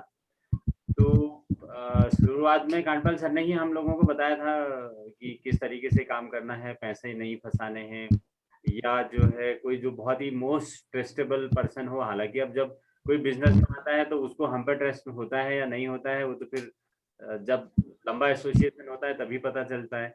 लेकिन हाँ, ये जरूर हुआ कि धीरे धीरे हम लोगों ने उसको जो है मतलब जो भी पैसे का हिसाब होता है, क्योंकि जब हमने सर वो 9 कोर स्टेप जब हमने पढ़ा, तो उसमें एक आया था कि अकाउंटेबल होना है। तो अकाउंटेबल में भी हम लोगों ने वो चीज आपने ही शायद हम लोगों को सिखाया भी था, जब आप अपने घर में मीटिंग करते हैं, तो आपने उसमें ये बहुत क्लियर कट कहा था कि पैसे का हिसाब मतलब वो बहुत पहले होना चाहिए, यानी ना किसी का पैसा रखना है, ना किसी का पैसा आपको मतलब एक्स्ट्रा देना है। तो वो चीज हम लोगों ने धीरे धीरे सीखी, और उसको आज हम मतलब बखूबी कर पा रहे हैं sir. Thank you. Thank you so much Bina ma'am और कैलाश जी, बहुत बढ़िया तरीके से आपने बताया। हम शायद उतने अच्छे ढंग से सवाल नहीं पूछ पाए जितना अच्छे ढंग से आपने आंसर दिया उसका। लेकिन ये सभी लोगों के लिए सीख भी होगी, क्योंकि ये छोटा मोटा होता रहता है, सभी के साथ में होता है। और ये क्वेश्चन इसलिए बनाया भी गया था कि हमारे ग्रुप में टीचिंग्स डेवलप हों और सभी लोग सीखें, है ना। तो आगे को कोई प्रॉब्लम्स नहीं आएंगी और सभी को सीखने को मिलेगा। जिनके साथ में ऐसा नहीं हुआ है उनको भी सीखने को मिलेगा और नए नए आइडियाज यहाँ पे मिल जाते हैं कि हम किस तरीके से बात कर सकते हैं। जैसे बीना भाभी ने बोला कि जैसे ही उनका ऑर्डर जाता है हम बता देते हैं कि ये गूगल पे नंबर है, आप इस पे कर दीजिएगा। तो स्मार्टली हम बात कर सकते हैं आज की डेट में, तो पैसा कहीं भी नहीं फंसेगा। बिल्कुल। और 3 कार्डिनल रूल्स हैं, उसमें भी एक जो पॉइंट है वो पैसे का रहता है ना, तो आप उसको देखिएगा। अब अगला जो सवाल है, हम चलते हैं सीधे हल्द्वानी की तरफ। हल्द्वानी में बैठे हुए हैं गोपाल जोशी जी, तो गोपाल जोशी जी से सवाल रहेगा हमारा। देखिए जोशी जी से सवाल यह है कि देखिए पहाड़ है, आपने पहाड़ में भी बिजनेस बिल्ड किया, आप पिथौरागढ़ रहे हैं, वहां पर भी बिजनेस बिल्ड किया, कुछ टाइम अल्मोड़ा में भी मीटिंग्स अटेंड किया आपने, और फिर आप हल्द्वानी और इधर प्लेन के एरिया में भी बिजनेस डेवलप कर रहे हैं। तो क्या फर्क है, क्या अंतर आपको लगा, और कैसे कैसे आप इसको मैनेज करते हैं? थैंक यू सर, बढ़िया आपने क्वेश्चन किया भाई। पहले स्टार्टिंग जैसा कि बिजनेस की पहाड़ से ही हुई, उसके बाद फिर कुछ समय के लिए अल्प समय के लिए यानी 3 महीने के लिए मैं अल्मोड़े में था। अल्मोड़े में भी कुछ बहुत बिजनेस हुआ और उसके बाद फिर अब यहाँ को हूँ, यहाँ को भी बिजनेस है, अभी भी पहाड़ पिथौरागढ़ वगैरह को बिजनेस है सर। रही इसको मैनेज करने वाली बात, यदि आपका मतलब एक किसी चीज में फोकस है सर, कोई भी चीज यदि आपका उस चीज में फोकस है तो वो पहाड़ में भी हो जाएगी, वो प्लेन में भी हो जाएगी, वो मुनस्यारी में भी हो जाएगी, वो बंगा पानी में भी हो जाएगी, वो देहरादून में हो जाएगी। मैं तो ये मानता हूँ, कहने का मतलब कहीं पर भी ऐसा कोई ऐसी समस्या ऐसी दिक्कतें कुछ नहीं आई। वहां पर भी बिजनेस चल ही रहा था और यहाँ पर भी भाई बिजनेस ऊपर वाले की कृपा से, आप लोगों के सहयोग से बढ़िया चल रहा है। आने वाले समय में सभी का बेहतर होगा। तो फिर कांडपाल जी लगातार टीच करते थे, लगातार बताते थे भाई, छोटी दिक्कतों से भी वो अवगत कराते रहते थे। भाई बिजनेस कैसे यहाँ पर बिल्ड होगा, कैसे बाहर को बढ़ा जाएगा, कैसे आप यहाँ से शुरुआत करेंगे तो वही बिजनेस आपका प्लेन को जा सकता है, कैसे बाहर को जा सकता है। मतलब छोटी चीजें मैं काफी उनके साथ चलता फिरता रहा, कहने का मतलब है। कांडपाल जी के साथ बिल्कुल लगातार रहने से अंदर से बहुत मजबूती आ गई। वो सिस्टम के बारे में भी कहते थे कि भाई सिस्टम फॉलो करो और ये चीजें इससे हो सकती हैं, और मुझे भी एक अंदर से बिलीव होने लग गया। अभी तो खैर स्टार्टिंग ही है हमारी भी, कोई बहुत बड़ा वो नहीं है, लेकिन एक अंदर से बिलीव ये हो गया कि भाई ये दुनिया की जिस चीज के बारे में भी हम सोचें, जिस मुकाम को भी हम हासिल करना चाहें, इस बिजनेस से, इस सिस्टम से, हम इस सिस्टम से में बने रहेंगे। जैसा कि गगन सर कहते हैं भाई ये टेस्ट मैच है, इसमें नॉट आउट रहना है। जो बैट्समैन टिके रहेगा मैदान में और नॉट आउट मैदान से वापस आएगा, उसकी जीत निश्चित होगी, कहने का मतलब है। ठीक है, कोई 1 रन 2 रन बनाता है, कोई छक्के चौके लगाता है, लेकिन आप 1 रन 2 रन भी बनाते हैं तो आप बिल्कुल बिजनेस में बने रहेंगे, टिके रहेंगे, तो आपकी जीत निश्चित होगी किसी भी व्यक्ति की। और कहीं पर कोई प्रॉब्लम या किसी प्रकार का कोई दिक्कत नहीं आई, क्योंकि सिस्टम को प्रॉपर सुनते रहे, कैसेटें सुनते रहे, बुक से पढ़ते रहे, अपलाइन के संगत में बने रहे, तो कोई कहीं पर परेशानी नहीं आई। पहाड़ में, प्लेन में, सब जगह बिजनेस बढ़िया रन कर रहा है, सब जगह बिजनेस बहुत अच्छा रहेगा सर। थैंक यू, धन्यवाद जी। थैंक यू जोशी जी, बहुत जबरदस्त तरीके से आपने बताया, नहीं क्रिकेट का एग्जांपल लेते हुए। नेक्स्ट क्वेश्चन हमारा रहेगा बीना पाठक मैडम के लिए, और हेमा क्वेश्चन उनसे करेंगे। आजकल चारों तरफ बात हो रही है विमेन एम्पावरमेंट की, है ना। तो मेरा सवाल बीना भाभी से ये है कि विमेन एम्पावरमेंट के लिए आप अपनी टीम के लिए क्या क्या करते हैं, उनको ग्रो करने के लिए, है ना। काफी लोगों को हेल्प मिलेगी यहाँ पर, तो आप अपना सीक्रेट शेयर कर सकते हैं कि विमेन एम्पावरमेंट के लिए आप अपनी टीम में क्या क्या करते हैं। थैंक यू भाभी, बहुत अच्छा क्वेश्चन है। मैं तो मतलब शादी से पहले से ही जॉब में थी, शादी के बाद भी कंटिन्यू पहले जॉब कर रही थी, कैलाश के साथ अपना बिजनेस किया। घर से बाहर निकलने की मुझे हैबिट थी। तो मैंने सबसे पहले जब हम इस बिजनेस में आए तो हम अपनी छोटी बहन को इस बिजनेस में लाए हैं। वो भी वैसे शादी से पहले जॉब में थी, लेकिन शादी के बाद उन्होंने जॉब छोड़ दी थी। तो धीरे धीरे उनको सबसे ज्यादा मोटिवेट पहले हमने उन्हीं को किया। उनको मीटिंग्स में बैठाना, मीटिंग्स में हमारे साथ हल्द्वानी चलना। तो जब हमने उनमें मतलब मैंने उनमें बहुत ज्यादा चेंजेस देखे, क्योंकि पहले एक घर की लाइफ हुआ करती थी। उनको प्रोडक्ट का जब हमारे साथ जाती थी, जब प्रोडक्ट के बारे में बताती थी, तो तब मुझे लगा कि जब एक सिंपल, क्योंकि उनके पास दो छोटे छोटे दो बच्चे हैं और हस्बैंड की जॉब उनकी बाहर है, तो पूरा घर वही संभालती हैं। जब ये कर सकती है तो हम लोगों को जब पढ़ाएंगे तो लोग इस काम को बहुत अच्छी तरह कर सकते हैं। फिर हमारी टीम में धीरे धीरे जब लेडीज आने लगी तो हमने मीटिंग्स, तो हम जो ये करते हैं कॉमन मीटिंग्स ही होती है, कभी कभी हमारी इंडिविजुअल मीटिंग्स होती हैं। तो बेसिकली मैं सबसे यही कहती हूँ कि बच्चों का बहाना मत बनाओ। बच्चों को आप कभी ना कभी जब आपके बच्चे स्कूल जाते हैं उस टाइम पे आप कर सकते हो। आजकल लॉकडाउन में सबसे बड़ा ये हो रहा है कि सबको हम फोन करके बस यही कह रहे हैं कि आप फोन से अपना बिजनेस करो, फोन से लोगों को बात करो, अपने नंबर्स हमें दो, हम बात कर रहे हैं, आपको हेजिटेशन हो रही है तो हम बात कर रहे हैं। और ज्यादातर मीटिंग्स के थ्रू ही हम उन्हें एक्टिवेट करते हैं। हमारे बीच एक पहाड़ पानी से, मतलब इंटीरियर इलाका, जैसे सर कह रहे थे कि बिजनेस कहीं भी हो सकता है, पहाड़ पानी भी हमारा बिजनेस हो रहा है। वो मैडम है, उनको अब उनके साथ दिक्कत है कि वो थोड़ा आंगनबाड़ी जॉब में भी है, बच्चे भी देख रही है, लेकिन फिर भी हम उन्हें उनके साथ यही कनेक्ट में रहते हैं कि आप मीटिंग्स अटेंड कीजिए और अपने कॉन्टेक्ट्स, फोन को यूज कीजिए। फोन के साथ आप अपने इस बिजनेस को आप इसमें ला सकती हैं। तो मेरे ग्रुप में इनिशियली जो था, जो लेडीज होम मेकर्स हैं, वो इस बिजनेस में बहुत अच्छी तरह काम कर रही हैं। इसका एग्जांपल ललिता जी हैं, एक हमारे पास अंजू गुप्ता मैडम थी, वो है, संगीता जी, शायद संगीता जी अभी इस मीटिंग में होंगी, वो भी एक होम मेकर है। और केवल मीटिंग्स के माध्यम से, क्योंकि वो तो अभी लॉकडाउन में ही हमारे साथ जुड़ी है, तो मीटिंग्स के माध्यम से ही वो इस बिजनेस को बहुत अच्छी तरह बिल्ड कर रही है। इस बार शायद उनका 3% भी हो जाएगा संगीता जी का। तो वुमेन्स को हम उनसे ये, बस सिर्फ मैं ये बात कहती हूँ कि अपने बच्चों का बहाना मत बनाओ और अपने काम का बहाना मत बनाओ कि मेरे पास इतना काम है। काम को आप मैनेज करो तो आसानी से आप इस बिजनेस को कर सकते हो। बहुत ही बढ़िया बीना भाभी, आपने इस क्वेश्चन का आंसर बहुत ही खूबसूरती से दिया, क्योंकि औरत की व्यथा औरत ही जान सकती है ना। और अगर मैं बात करूं होम मेकर्स की ना, तो उन लोगों को यही रहता है, वो अपना सब कुछ बहुत अच्छे से मैनेज करती हैं, लेकिन उनके अंदर एक चीज रहती है कि यार मैं कुछ कर नहीं पा रही हूँ, है ना। ये शायद सभी लोगों को होता होगा जो होम मेकर्स थे। पहले मैं भी ऐसे ही सोचा करती थी, क्योंकि मेरी मम्मी घर पे सबका ख्याल रखती थी, सब कुछ करती थी, तो मैं कभी कभी सोचती थी मम्मी अच्छी खासी पढ़ी लिखी है, मम्मी जिस टाइम पे आपने पढ़ा अच्छी अच्छी जॉब्स लग जाती थी, तो आपने क्यों नहीं किया, है ना। और जब मैं शादी होके यहाँ आई और मैंने चूज किया कि हाँ मुझे होम मेकर भी बने रहना है, तो मुझे तब ये पता चल गया था कि होम मेकर्स की जिम्मेदारी सबसे ज्यादा बड़ी होती है। पूरा दिन घर में रहना है, और एक बात कही भी जाती है कि 24 आवर सर्वेंट नो सैलरी, है ना। तो हम लोगों को ऐसा लगता है यहाँ पर, लेकिन ये बिजनेस हम लोगों के लिए एक वरदान है, जिससे हम अपना घर परिवार संभालते हुए भी, मुझे यहाँ आने के बाद एक भी दिन फील नहीं हुआ कि हाँ मैं जॉब नहीं कर रही हूँ, है ना। तो मैंने शादी से पहले जॉब का भी मजा लिया, और कैसे मजा लिया वो मेरे को ही पता है। प्राइवेट सेक्टर में नौकरी करना बहुत ज्यादा अच्छा या बहुत ज्यादा आसान नहीं होता है, लेकिन होम मेकर बनने के बाद ये खुशी क्यों आई, क्योंकि मेरी झोली में भगवान ने ये बिजनेस दिया था। उसके लिए सारी अपलाइंस को थैंक यू, मेरे लाइफ पार्टनर को थैंक यू, है ना, और आप सभी लोगों का धन्यवाद। थैंक यू बीना भाभी, इतना सुंदरता से आपने इसको बताया, और होम मेकर्स के लिए वाकई वरदान है ये बिजनेस। थैंक यू भाभी, थैंक यू।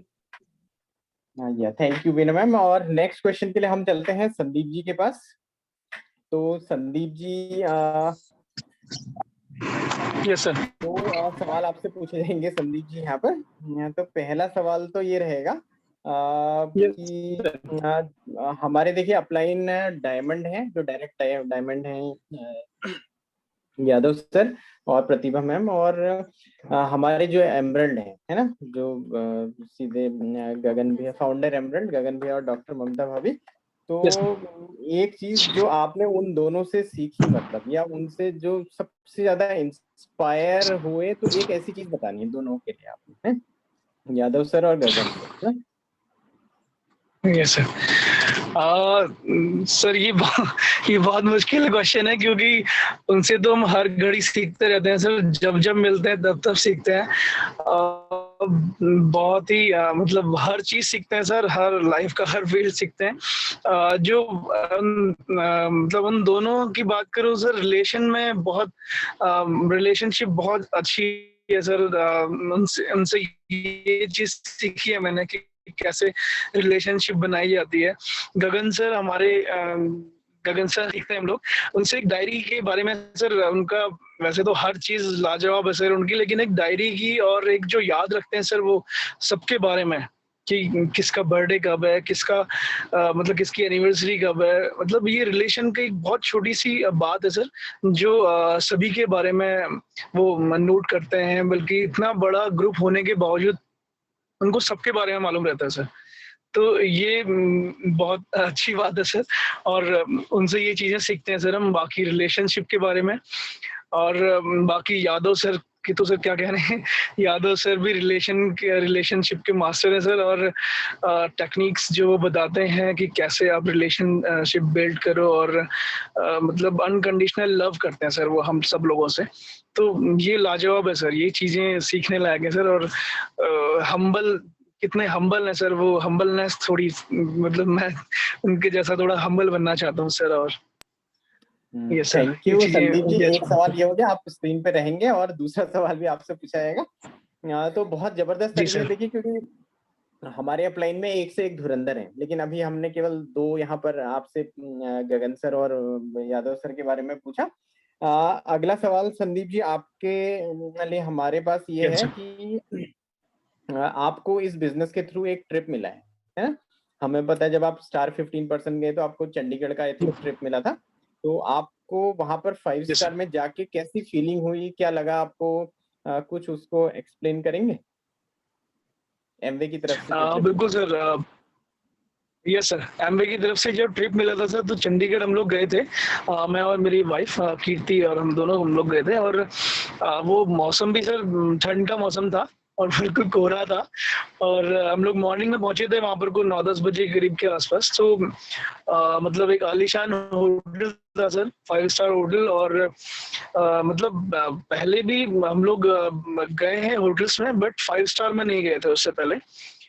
तो वहाँ का जो ऑरा था सर, वही जबरदस्त था। मतलब सब चीजें वहाँ की, मतलब एंट्री से लेकर के वहाँ के हॉल से लेकर के वहाँ का खाना पीना से लेकर के, खाना तो वैसे भी मुझे बहुत पसंद है के ऊपर। और इसके अलावा ये समझ लीजिए कि वेटर्स भी सारे ऐसे थे जो मतलब सारे एचएम किए हुए थे वो लोग, और मतलब वेल क्वालिफाइड थे। तो मतलब ऐसी फीलिंग आ रही थी कि मतलब हम लोग मतलब बहुत जैसे रिच वाली फीलिंग आ रही थी कि बहुत ज्यादा रिच है ना, और जो ऐसी जगह में जा रहे हैं, और वो भी सब कुछ फ्री था, है ना। और वो मतलब अमेजिंग था सर वो। मतलब हमको छोटा सा एक वो लगा कि ये जो ट्रिप है, मतलब ये जो बड़ा वाला एएलएस होता है जो आप लोग अभी होके आए हैं सर, आप लोग और हमेशा गगन सर हम लोग आप लोग जाते रहते हैं, तो उसका एक छोटा सा रूप मेरे को हमको भी लगा कि यस, ऐसी फीलिंग होती होगी जो आप लोग पूरे हफ्ते भर फील करते हैं, वो हम लोगों ने एक दिन फील किया, है ना। सुबह से शाम तक बहुत अमेजिंग था सर, मतलब यादगार था हमारा। तो thank you sir. Thank you Sandeep ji. देखिए बहुत जबरदस्त। और ऐसे ट्रिप्स एमवे में क्या होता है ना, देखिए केवल आपको पैसा ही नहीं दिया जाता, पैसा तो आप कहीं से भी कमा सकते हैं, नहीं? लेकिन यहाँ एक पैकेज मिलता है, एक कंप्लीट पैकेज मिलता है जिसमें ट्रिप्स का भी यस रहता है। सर। और ये स्टार 15 से शुरू यस हो जाता है। और अभी कोरोना के कारण हो सकता है गोपाल जोशी जी नहीं जा पाए हैं, राइट? और लेकिन जब तक पहले था तो ये ट्रिप मिला है। तो हम सेम क्वेश्चन को ले जाएंगे कैलाश पाठक जी और बीना मैम के पास, और उनसे भी जानना चाहेंगे आपकी फीलिंग कैसी थी उस समय जब आप पहली बार शायद लुधियाना गए थे आप लोग, या चंडीगढ़ का ही मिला था? चंडीगढ़ जी। सर थैंक यू सर, हमारा भी पहला ट्रिप चंडीगढ़ का ही था। सर वैसे तो नॉर्मली अगर हम करें तो हम घुमक्कड़ प्रवृत्ति के हैं। हम विंटर्स में हमेशा एक टूर जो था हमारा लग जाता था। मतलब नॉर्थ इंडिया है, थोड़ा बहुत हम लोगों ने घूमा है, बट 5 स्टार प्रॉपर्टी की अगर मैं बात करूँ तो वो हमने नहीं देखी है। नॉर्मली क्या होता है, एक मिडिल क्लास फैमिली जब घूमने जाती है तो वो सस्ता होटल देखती है, एक लिमिटेड बजट में हम लोग घूमने जाते हैं तो हम होटल भी अपनी पॉकेट के हिसाब से अलाउ करते हैं, मतलब 2-2.5-3 हजार में कमरा मिल जाए तो ठीक है, और खाना पीना भी अपनी पॉकेट के हिसाब से अलाउ, मतलब घूमने तो निकल जाते हैं लेकिन हमेशा हम खर्च कैसे करते हैं, अपनी जेब को सोच कर खर्च करते हैं कि हमें इतने बजट में घूमकर वापस आना है। तो 5 स्टार प्रॉपर्टी मैंने पहली बार आर्टिस्ट्री क्लब से एमवे में ही देखी। हम तब दिल्ली गए थे, वहां का आलीशान होटल, उस समय हम अकेले थे, मतलब मैं अकेले गई थी, लेकिन चंडीगढ़ हम दोनों जने गए थे। तो मेरे को वो 5 स्टार प्रॉपर्टी और बिना जेब में सोचे कि क्या खाना है या क्या नहीं खाना है, उसकी कोई चिंता नहीं थी। तो पहले मेन्यू कार्ड देखना पड़ता था ना कि हमें मेन्यू में क्या हमारे बजट में आएगा, तो वहां मेन्यू का कोई सिस्टम नहीं था, जो आपने खाना है। एक शानदार वेलकम हुआ, आप उत्तराखंड से आए हैं तो आपके लिए, मतलब वहां पर तो सारे स्टेट्स के, नॉर्थ इंडिया के लोग थे, तो आप उत्तराखंड से आए, आपको अलग वेलकम हुआ, आपको अलग मतलब एक स्पेसिफिक सीट पर बैठाया गया जो आपके लिए रिजर्व सीट है। अब हम होटल में जाते तो हमारे लिए कमरा रिजर्व नहीं होता है, हमें देखना पड़ता है कि हमारी पॉकेट हमें कहाँ अलाउ कर रही है। तो वहां पर ये फीलिंग आ रही थी कि ऐसे अगर हमें एमवे इतने छोटे लेवल पे ऐसी एक 5 स्टार प्रॉपर्टी दिखा रहा है तो जल्दी जल्दी हमारे बड़े लेवल्स और हम ढेर सारी ऐसी 5 स्टार प्रॉपर्टीज को देखें। ये मतलब एक अंदर से उस चीज को मैं यहाँ पर शायद बोल नहीं पाऊंगी कि जो हमने वो होटल देख के मैंने महसूस किया, क्योंकि हम उससे पहले पूरा राजस्थान घूम के आए थे, तो हम होटल देखते थे कि किसका बजट कम है या किसका रूम मतलब हमारी पॉकेट में हमें अलाउ करेगा। तो बहुत बड़ा, मतलब बहुत अंदर से कहनी चाहिए जो फीलिंग थी ना, वो बहुत इमेजिनरी फीलिंग थी, जिसको शायद मैं एक्सप्लेन नहीं कर सकती यहाँ पर। बहुत बढ़िया मैम। कैलाश जी, आपकी क्या फीलिंग्स थी? हाँ हाँ, फीलिंग बहुत जबरदस्त, और पत्नी खुश है तो फिर तो क्या कहने, आप समझ सकते हैं। तो फिर तो आपको खुश होना ही है ना। तो बिल्कुल सही कहा मैम ने, वहां पर जिस तरीके से वेलकम हुआ और जो टेबल बुक था और वहां पर जो रिकॉग्निशन राउंड हुआ ना सर, तो वो बहुत अमेजिंग था। क्योंकि हम लोग यहाँ पर अपनी ट्रेडिशनल बिजनेस में या कहीं भी कुछ भी काम कर रहे हैं तो वो रिवार्ड या वो हमें रिकॉग्निशन नहीं मिलता है, पर वहां पर जो हमें रिकॉग्निशन मिला था वो बहुत जबरदस्त था। इवन हम लोगों को वहां पर से एक टूल किट भी मिला है, एक बैग मिला है, वो हमने अभी तक संभाल के रखा हुआ है। और हमें पिन, चीजें निकाल हाँ, के ले आ रहे हैं। ये हमने सब हमारी सारी चीजें सामने रहती है, सब सोच रहे होंगे कहाँ से निकालने में। ये हमें पिन्स मिली थी वहां से, ये भी हमारे शोकेस पे लगी हुई है। सर्टिफिकेट एक हमें मिला था, बहुत बढ़िया सर्टिफिकेट मिला, तो हमने बिल्कुल सजा के रखा है। और मतलब हम लोग अब ये है कि नेक्स्ट जो हमारा रिकॉग्निशन होगा वो इससे जबरदस्त रहेगा। जी, thank you sir. Wonderful, amazing talk. गजब, आप जल्दी से जल्दी नेक्स्ट लेवल पे पहुंचेंगे, हमें पूरा पता है। और दोबारा से सवाल पाठक जी के लिए है, और यहाँ पर पाठक जी देखिए, फिटनेस गुरु हम लोग मान रहे हैं इनको आजकल, है ना। आप हैं, भुवन जोशी जी हैं, क्योंकि ये लोग दौड़ते बहुत हैं, राइट। हम लोगों को भी दौड़ने का शौक है, स्पोर्ट्स का शौक है, तो ये लोग भी हमारे लिए इंस्पिरेशन का काम करते हैं। तो आपसे सवाल ये है पाठक जी कि देखिए, आप मतलब इतना टाइम कैसे मैनेज कर पाते हैं, क्योंकि ऑलरेडी जॉब में भी बिजी हैं, सब हैं, और एक्सरसाइज के लिए भी आप टाइम निकालते हैं। कई लोग क्या होते हैं, नहीं निकाल पाते, तो थोड़ा सा उसको बताइए। जी, thank you sir, thank you. और ये चीज़ जो आपने बिल्कुल बहुत बढ़िया चीज़ कही सर, क्योंकि टाइट शेड्यूल होता है, और क्योंकि आपसे ही हमने ये सीखा है कि आप जैसे कहते हैं ना कि प्रायोरिटी पहले सेट करो अपनी ना, तो हम लोगों ने भी एक प्रायोरिटी सेट करी है कि सबसे पहले तो स्वास्थ्य है ना। तो अगर हम लोग फिट रहेंगे तो, क्योंकि सिंपल सी बात है कि हम लोग बिजनेस को लेके जा रहे हैं, हम न्यूट्रलाइट लेके सामने जा रहे हैं। अगर हम लोग फिट नहीं रहेंगे या मोटे-मोटे पेट लेके जाएँगे, तो फिर मतलब कैसे हम किसी को वाव रिकमेंड कर सकते हैं, या किसी को हम लोग कोई भी प्रोडक्ट कैसे रिकमेंड कर सकते हैं। तो वो है, और शाम को हम लोग लगभग मैं 10:30 11 बजे सोता हूँ, और रात को मैं लगभग 10:30 बजे अपने आप को फ्री कर लेता हूँ, आधा घंटा बुक और डेली। उसके बाद मॉर्निंग में मैं जल्दी उठ जाता हूँ। ज़रा बीना जी परेशान रहती हैं मेरे से, क्योंकि मैं सुबह जल्दी उठ जाता हूँ, तो 4:30 बजे करीब मैं उठ जाता हूँ। तो 5 बजे तक फ्रेश हो जाते हैं, फिर इनको पानी वगैरह दे के फिर हम लोग जो है वॉक के लिए निकल जाते हैं। पूरा हम 5 किलोमीटर डेली रन करते हैं, पहले से हम थोड़ा थोड़ा रन कर पाते हैं अब, लेकिन 5 किलोमीटर कंटिन्यू हम लोग दौड़ सकते हैं।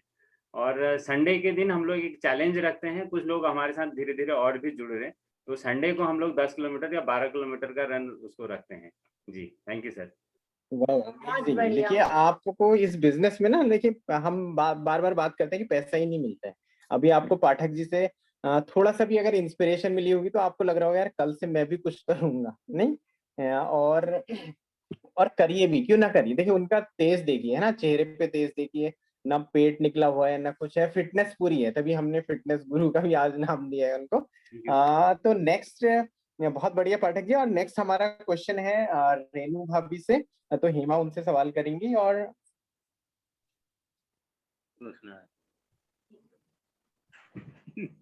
इनको मालूम है।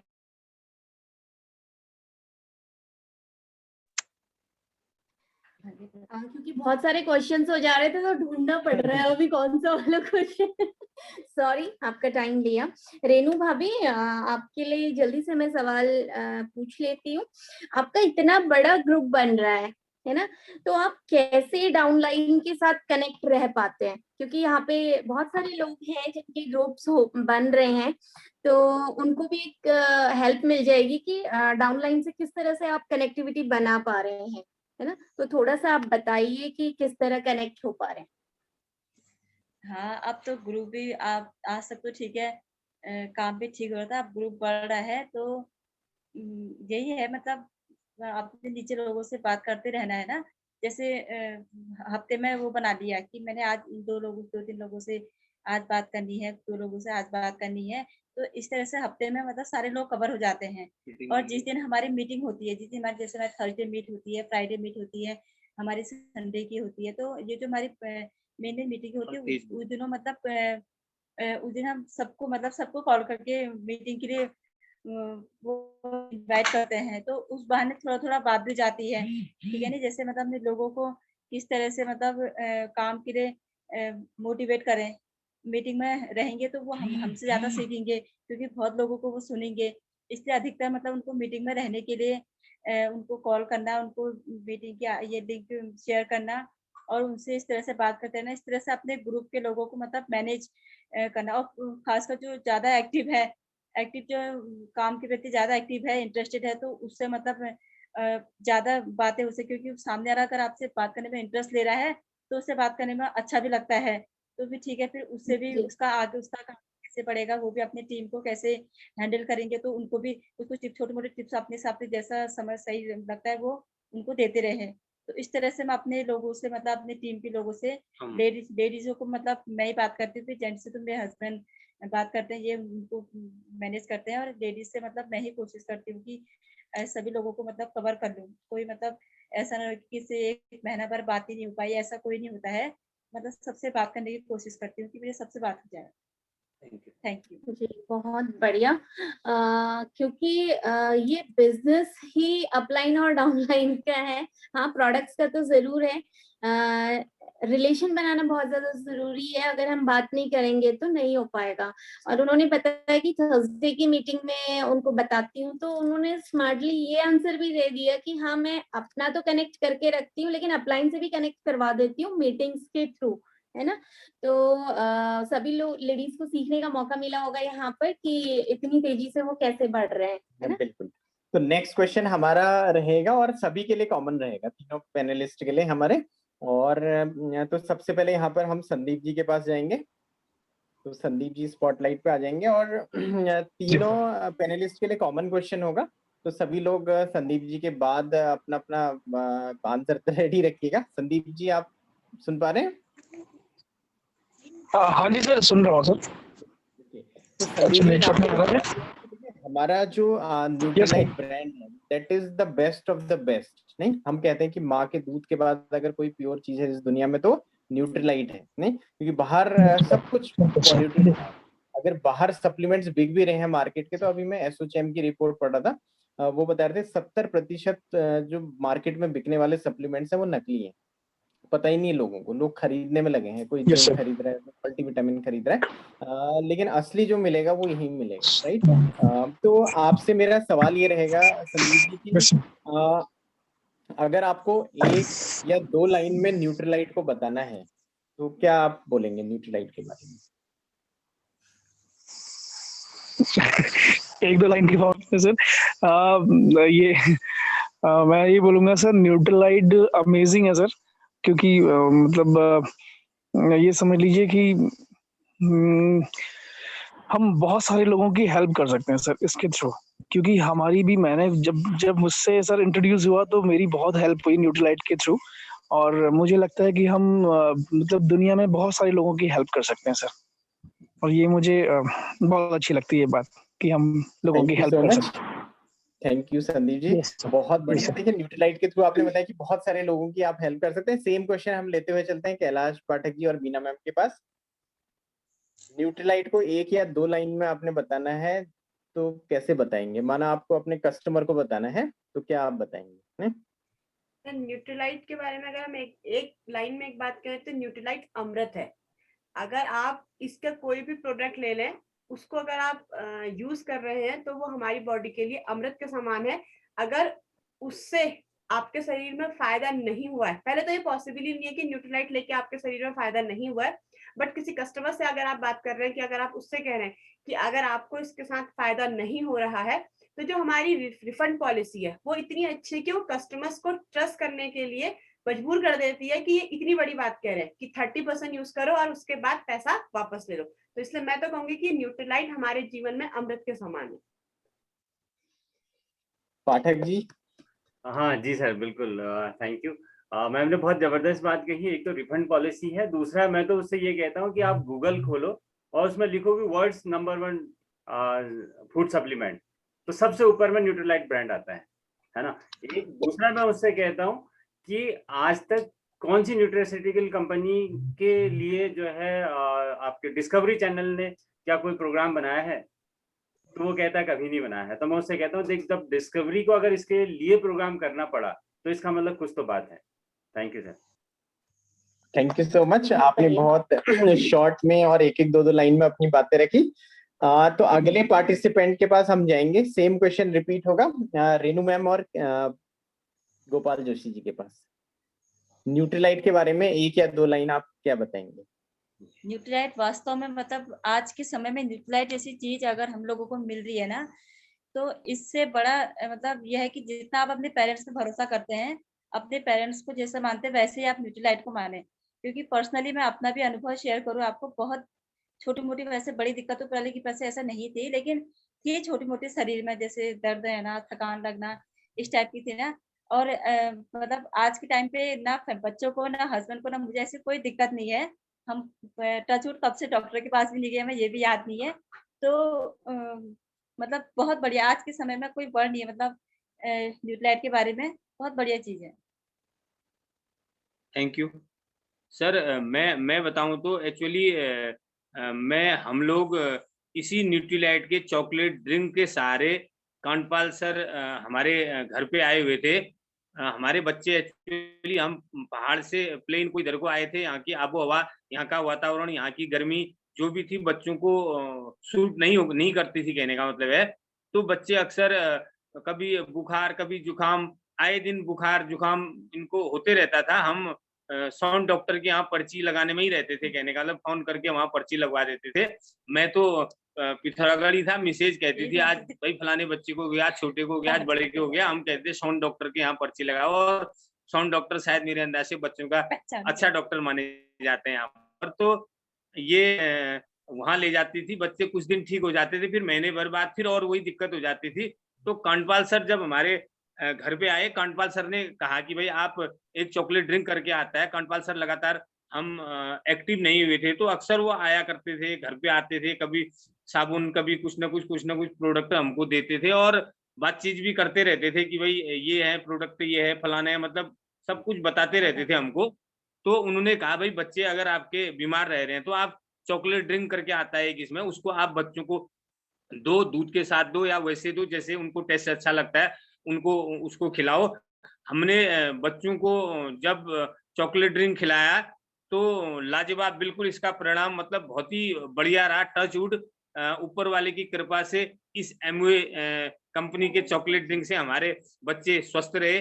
ऊपर वाले का तो हमेशा धन्यवाद ही रहता है, और कांडपाल सर का भी हमेशा धन्यवाद। इस एमवे कंपनी के प्रोडक्टों का भी, विशेषकर न्यूट्रीलाइट के प्रोडक्टों का, जो हमें हेल्थ से अच्छा कर रहे हैं, तो उसका भी शुक्रिया। मेरे भी पैरों में वही कभी दर्द हो जाती थी, मेरा भी पहाड़ का जन्म था, तो यहाँ परेशानी रहती थी, मिसेज को वही दिक्कत थी, हालांकि ये तो यहीं की है, लेकिन जो हमको नाना प्रकार के जो समस्याएं परेशानी थी अपने स्वास्थ्य को लेकर, उससे सर हम अच्छे रहे, स्वस्थ रहे।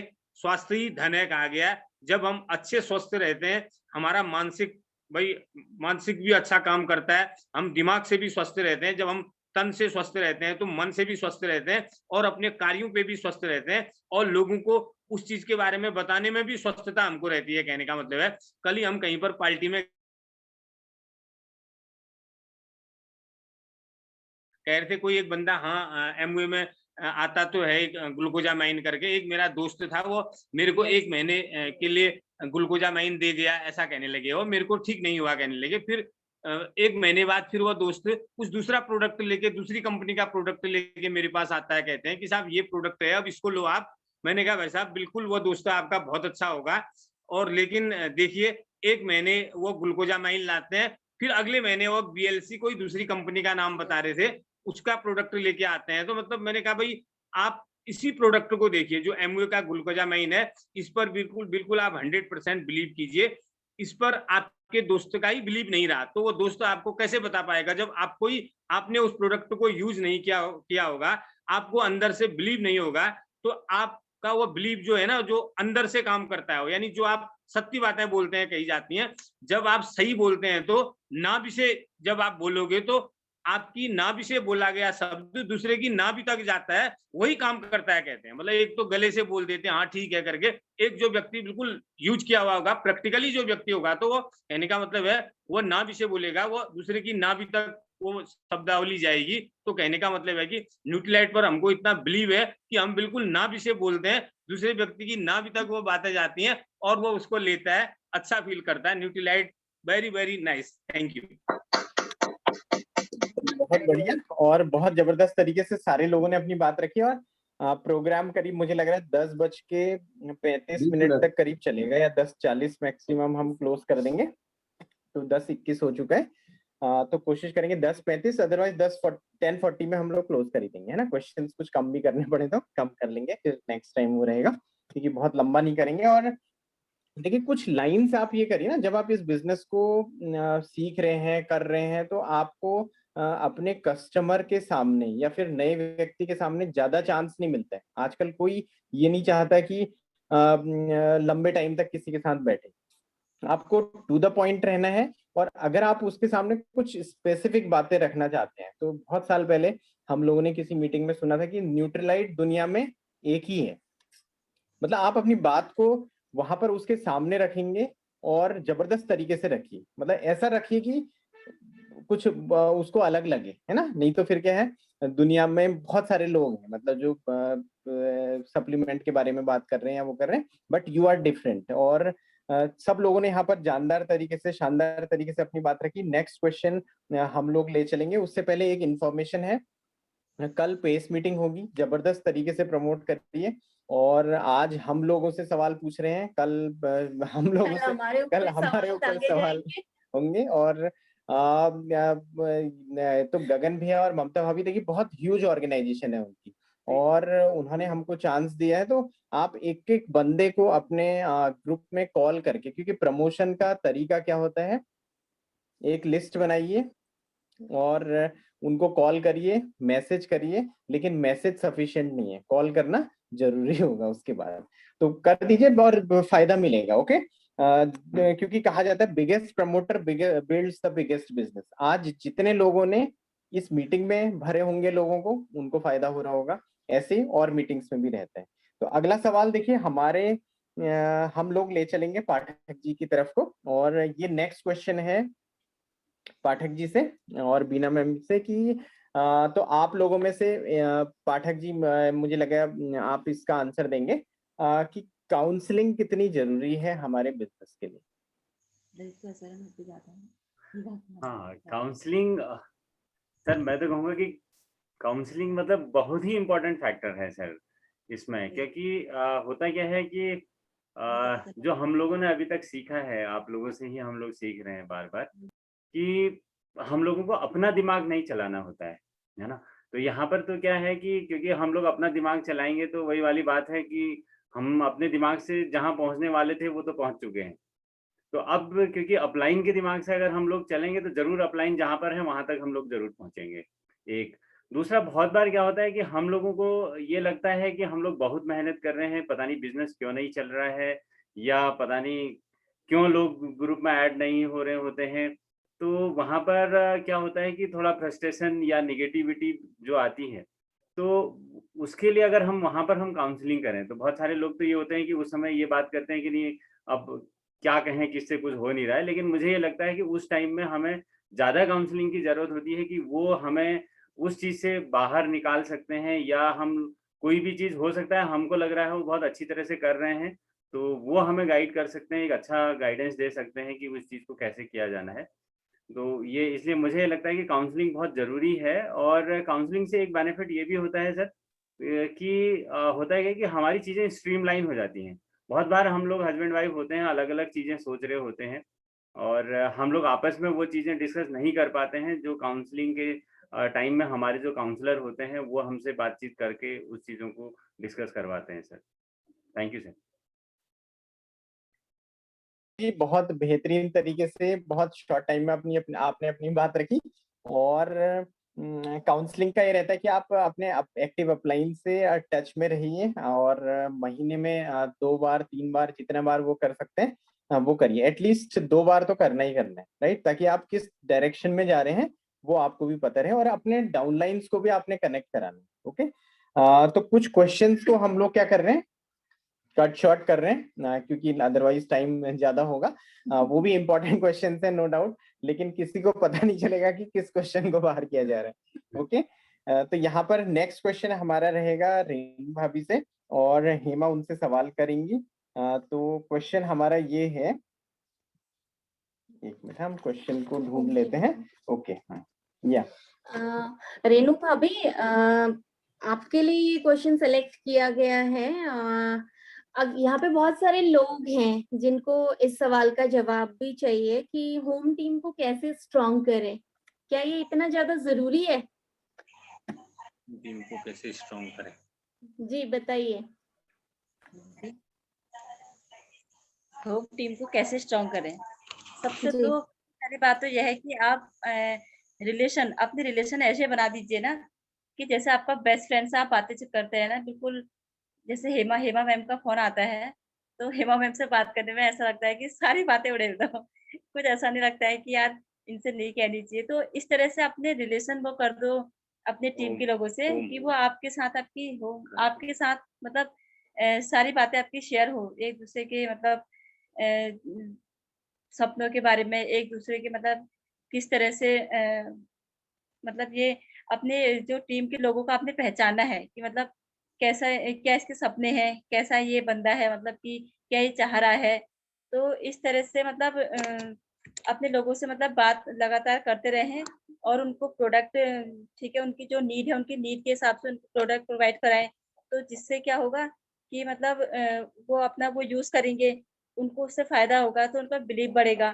तो फिर वो आपसे मतलब शायद मैं सवाल को सही तरीके से प्रेजेंट नहीं कर पाई।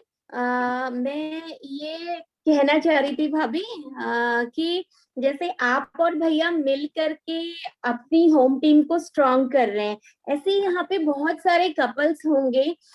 कभी कभी ऐसा होता है कि वाइफ जो है हस्बैंड को सपोर्ट नहीं कर पाती और कभी हस्बैंड वाइफ को सपोर्ट नहीं कर पाते। तो शायद मेरा सवाल पूछने का तरीका सही नहीं रहा। मैं आपसे जानना चाहूंगी क्योंकि भैया और आपकी टीम बहुत स्ट्रांग है, मैंने कभी भी आपको कोई मीटिंग मिस करते हुए नहीं देखा, और आज की डेट में मैं देख रही हूँ कि आप जो दोनों मिलकर के इस काम को कर रहे हैं वो बहुत ऊंचाइयों को छू रहा है।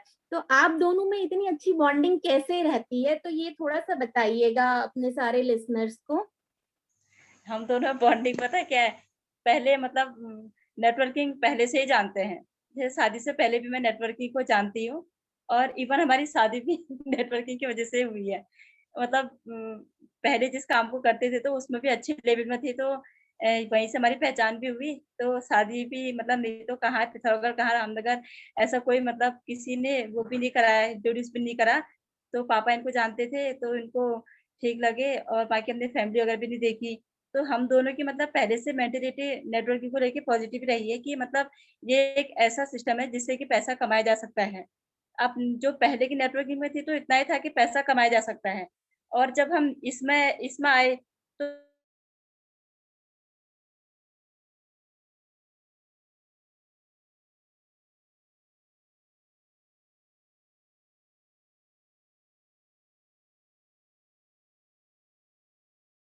हम दोनों में क्या है कि प्रॉपर बातें होती रहती है इस चीज के बारे में ना, तो उस हिसाब से हम अपनी टीम को मैनेज करते हैं। बाकी आप बता दो किसी को। इतना ही सबको कहूंगी बस। बिल्कुल, थैंक यू बहुत भाभी, बढ़िया। आपने बढ़िया तरीके से बताया, क्योंकि होम टीम को देखिए स्ट्रॉन्ग करने का मतलब एक दूसरे को हमने समझना है ना, मैं- हस्बैंड वाइफ को समझे, वाइफ हस्बैंड को समझे, क्योंकि दोनों का कॉमन गोल है। क्योंकि अगर एक दूसरे को हम समझेंगे नहीं और इस बिजनेस में एक साथ काम नहीं करेंगे तो फिर आगे बढ़ना थोड़ा सा मुश्किल हो सकता है या डिले हो जाएगी ग्रोथ। लेकिन जो लोग मीटिंग्स में साथ साथ बैठ रहे हैं, तो हस्बैंड एंड वाइफ, तो उन्हें कोई ताकत नहीं जो दुनिया की हरा सके, है ना, इस बिजनेस में आगे ना बढ़े सके, बढ़ने से रोक सके। तो हम लोग देखिए इनके बारे में बात भी करते हैं, रेणु जोशी मैडम और गोपाल जोशी जी की। हम इनको बच्चों की तरह कहते हैं कि ये बिल्कुल स्टूडेंट की तरह बैठे रहते हैं और कॉपी पेन खोल के वहां पर किसी भी मीटिंग में देखिए ना, और नोट्स बनाते हैं। और नोट्स पहले रफ बनता है, उसके बाद ये फेयर करते हैं, नहीं? और हाँ, अभी NHI का हाँ, कोर्स हुआ था तो भाभी बता रही थी, शायद मेरे बोलने में कुछ गलत भी हो सकता है, एग्जैक्टली याद नहीं है, वो बता रही थी 10 पेजेस या पता नहीं कितने पेजेस वो बता रही थी कि मैंने नोट्स बनाए। तो आप ये देखिएगा जितने लोगों का NHI कोर्स हुआ उन लोगों ने कितने पेजेस के नोट्स बनाए। उससे फायदा क्या होता है ना, देखिए स्क्रीनशॉट ठीक है, स्क्रीनशॉट ले लिया, लेकिन उसके बाद हम लोग कुछ करते नहीं है, और सबसे पहले हटाने की बारी आती है तो स्क्रीनशॉट को ही डिलीट करते हैं। तो क्योंकि नॉलेज इज नॉट पावर, आज भी बहुत सारे लोग इस बिजनेस में, इस मीटिंग में बैठे हैं, नॉलेज ले ली, लेकिन अप्लाइड नॉलेज इज पावर, और अप्लाइड नॉलेज भी पावर नहीं है। क्या है? Immediate applied knowledge is power. अगर आप उसको देखिए, नॉलेज आप 10 दिन बाद अप्लाई करेंगे तो कुछ नहीं होगा। आज आपने नोट्स बना रखे हैं, कुछ सीख रखा, कुछ भी एक भी लाइन सीखी है अगर आपने, नहीं, तो उसको आप लिखिए, एक डायरी में लिखिए प्रॉपर, ताकि कल को किसी को बता भी सके वो। कोई भी लाइन आपको अच्छी लगी किसी भी स्पीकर की, ओके। तो हम लोग आगे बढ़ते हैं, टाइम हमारे पास 10:31 हो चुका है। तो नेक्स्ट हम कुछ क्वेश्चंस को शॉर्टकट कर रहे हैं, और हम सीधा चलते हैं अब। नेक्स्ट क्वेश्चन लेना किसके पास है, रुकिए, हाँ, जोशी जी के पास ये वाला हो गया है क्वेश्चन 16, 18, ठीक है। ओके, ये सब हो गया है, राइट। ठीक है, एक सवाल हम लोग ले चलते हैं पाठक जी की तरफ को, ओके। तो कैलाश पाठक जी को स्क्रीन पे लाया जाएगा। और देखिए होता क्या है पाठक जी कि हम लोग गोल रखते हैं, और बहुत सारे लोग आपके डाउनलाइन में भी गोल रखते होंगे, और 15-20 तारीख तक वो गोल रहता है, लेकिन 15-20 तारीख के बाद वो गोल मोल हो जाता है। ऐसा ही होता है, बहुत सारे लोगों के साथ चैलेंज बना रहता है।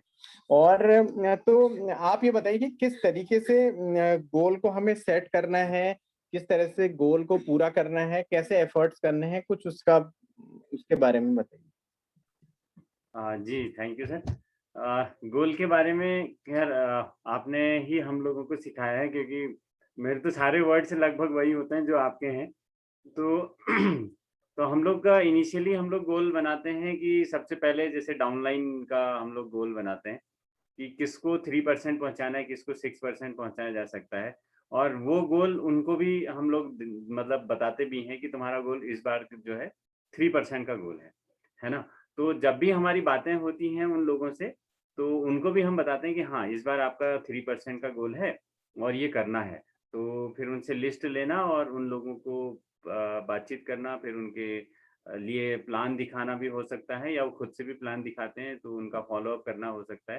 तो इस तरीके से हम लोग उनका गोल सेट करते हैं। एक फिर इन होल अगर हम देखा जाए तो वो गोल हमारा भी एक अल्टीमेट गोल हमारा भी होता है। और जैसे अभी बताया था कि आपने कि 20 तारीख तक, तो क्या होता है कि उस गोल को चेज़ करने का रहता है, मतलब सभी का रहता है, और शायद वो हम लोग भी शायद ऐसा करते हैं बहुत बार। कि 20 तारीख तक तो हम लोग जी तोड़ मेहनत करते हैं उसके बाद, लेकिन 20 तारीख के बाद ऐसा लगता है कि अब शायद ये होगा या नहीं होगा, फिर कसमकस हो जाता है, वो सारी चीज़ें होती हैं। लेकिन हाँ, इधर क्योंकि बार-बार हम लोग आपसे काउंसलिंग में हम लोगों ने सीखा है कि जैसे आपका कहते हैं कि जो लास्ट मिनट की जो रेस होती है ना? जो लास्ट मिनट की रेस होती है, वो ज़्यादा इम्पोर्टेंट होती है। तो इसलिए अब हम लोग जो है उस तरीके से ही बात कर रहे हैं कि लास्ट मिनट में ज़्यादा ज़ोर करना है, क्योंकि लास्ट मिनट में भी जो है मैच बदला जा सकता है। तो इस तरीके से हम लोग काम कर रहे हैं सर। Thank you. बहुत बढ़िया Pathak ji, thank you so much, आपने अपनी बात रखी। और बिल्कुल देखिए, अभी क्या आने वाला है कुछ पता नहीं है, है ना? अभी आप सोच के देखिए कि कुछ दिनों के बाद, शायद 3-4 दिन के बाद, जैसे यादव सर भी बता रहे थे, 26 तारीख को शायद विटामिन D3 लॉन्च हो रहा है, नहीं? तो हमें आइडिया ही नहीं है कि कितना बड़ा प्रोडक्ट है। तो आप अभी से उसकी तैयारी कर लीजिए। और हो सकता है आपके ग्रुप में मतलब मैं कह रहा हूँ कि 100 बॉटल्स निकल जाए, और अभी पता नहीं कितना प्राइस है, क्या है। और मान लेते हैं 10 भी पीवी का एक है ना? तो 1000 पीवी एक ही दिन में जनरेट हो सकता है, जहाँ पीवी के बारे में मैं बात कर रहा हूँ। तो फ्रेंड्स, ये अब हम लास्ट में पहुंच गए। काफी क्वेश्चंस को हमने कट शॉर्ट कर दिया है। लास्ट क्वेश्चन सभी के लिए कॉमन रहेगा। तो पहले हम चलेंगे संदीप जी के पास, ठीक है? उसके बाद पाठक जी और रेनू मैडम और गोपाल जोशी जी इनके पास आएंगे। तो सबसे पहले संदीप जी के लिए सवाल ये है कि देखिए, एक फाइनल सिंगल स्टेटमेंट जो आप जितने भी ऑडियंस यहाँ पर बैठे हैं उनको देना चाहेंगे। करीब 33 लोग यहाँ पे बैठे हैं जो टिके हुए हैं राइट फ्रॉम द बिगिनिंग। तो उनको आप सिंगल एक फाइनल स्टेटमेंट क्या कहना चाहेंगे? Yes sir. सर मैं तो इस बिजनेस के बारे में बस ये कहना चाहता हूँ कि देखिए, सभी लोग चाहे किसी भी तरह आप लोग इस बिजनेस में आ गए हैं, लेकिन इस बिजनेस को समझने में देरी ना करें, है ना? और इस बिजनेस को जितनी जल्दी हो सके उतनी जल्दी समझ लें, है ना? और गलतियां होती हैं, और जैसे हमारे सर लोग भी बताते हैं कि ये बिजनेस आपको माफ करता है कई बार, जबकि दुनिया में और कोई बिजनेस आपको माफ नहीं करेगा, है ना? लेकिन ये बिजनेस आपको माफ कर सकता है ना? अभी तक जो भी गलतियां हुई हैं उसको हम लोग रिजॉल्व कर सकते हैं और आगे उसको सही कर सकते हैं, है ना? और इस बिज़नेस में आकर के मतलब आप ये समझ लीजिए, न्यूट्रीलाइट के थ्रू आपकी हेल्थ ठीक होती है। और अप्लायंस मतलब अप्लायंस जैसे मतलब ये समझ लीजिए कि जैसे माँ-बाप होते हैं, वैसे मतलब मम्मी-पापा होते हैं, वैसे हमारे इस बिज़नेस में अप्लायंस हमें मिलते हैं। और अप्लायंस का तो मतलब क्या कहने, अगर मैं अपने अप्लायंस की बात करूँ थोड़ा-सा लंबा होगा मेरी स्टेटमेंट, लेकिन मैं उनका नाम ज़रूर लेना चाहता हूँ सर। जैसे झा जी के बाद हिमांशु जी थे, और हिमांशु जी हैं, और उसके बाद कैलाश गोस्वामी सर का बहुत-बहुत थैंक्स, उन्होंने मेरे को इस बिज़नेस में लेकर के आए। इसके बाद कांतपाल सर ने बहुत कुछ सिखाया है, और कमल सर आपका तो मतलब हमेशा से हम लोग आपसे सीखते आए हैं, कमल और हिमा मैम का। तो इसके बाद जैसे गगन सर और ममता मैम, उनसे भी हम लोगों ने बहुत कुछ सीखा है। तो मतलब मैं शॉर्ट में ये कहना चाहता हूँ कि हमारे जो अपलायंस हैं, या फिर किसी भी इस बिज़नेस में जो अपलाइन का रोल है वो बहुत ज़बरदस्त है। तो मैं आप सभी लोगों से ये गुज़ारिश करूँगा कि अभी अपलाइन कभी भी अपलायंस के आप टच में हमेशा बने रहिए, है ना? और इसके अलावा सीडी, बुक्स और मीटिंग्स जो सिस्टम है हमारा, उसको कभी भी मत छोड़िएगा, क्योंकि अगर आप इसमें बने रहे तो इस बिजनेस में आज नहीं तो कल आपको सफलता जरूर मिलेगी, है ना? और इसके अलावा न्यूट्रीलाइट से आपकी हेल्थ अच्छी होगी ही होगी, और कई सारे लोगों की हम हेल्प कर सकते हैं। जैसे इस कोविड में भी हमने बहुत सारे लोगों की हेल्प करी थी, है ना? और अपने न्यूट्रीलाइट के थ्रू और सिस्टम के थ्रू भी। आप अलावा इस बिजनेस के बारे में कहने के लिए तो पूरी रात अगर कहेंगे तो पूरी रात हो जाएगी, है ना? बट टाइम थोड़ा सा शॉर्ट है। तो मैं सब लोगों से यही कहूंगा कि बस इस बिजनेस में बने रहिए, जब तक समझ नहीं आता अपलाइन से टच बनाए रखिए। Thank you so much Sandeep ji, Yes, sir. Thank you. और हम Hello? लोग आगे बढ़ते हैं रेनू जोशी जी और गोपाल जोशी जी की तरफ को। तो उनसे सवाल रहेगा, सिंगल फाइनल स्टेटमेंट जो आप ऑडियंस को देना चाहेंगे। एक स्टेटमेंट मैडम, एक स्टेटमेंट जोशी जी। यही है कि सिस्टम को फॉलो करना है और 100% प्रोडक्ट यूज करना है, मतलब यूजर 100% बनना है, और बाकी अपने जो आपकी ग्रोइंग अपलाइन है उनके कांटेक्ट में बने रहना है। और दूसरा बुक्स, सीडी, टेप्स जो हमारे सिस्टम के मेन टूल्स हैं, इनको यूज करना है। Thank you. Thank you sir. यही है, बिना सिस्टम के कोई चीज नहीं होता है, हर चीज में सिस्टम होता है। जब सिस्टम से हम काम करते हैं तो कोई भी चीज प्राप्त हो सकती है। हम सभी लोगों से, मैं सभी नए लोगों से या पुराने लोगों से, पुराने तो सभी जानकार हैं ही, जो भी नए लोग यहाँ पर बने हुए हैं, मैं इतना ही कहूंगा, जो हमारा इस बिजनेस का सिस्टम है, सिस्टम को हम 100% फॉलो करने की कोशिश करना है। इस सिस्टम में सर 100% सबसे पहले यूजर बनना है। 100% यूज, नो एक्सक्यूज कहा गया है। जिस कंपनी में हम काम कर रहे हैं, यदि उस कंपनी के हम 100% यूजर नहीं होते हैं तो हम बहुत बड़े मुकाम पर पहुंचने की उम्मीद न लगाएं।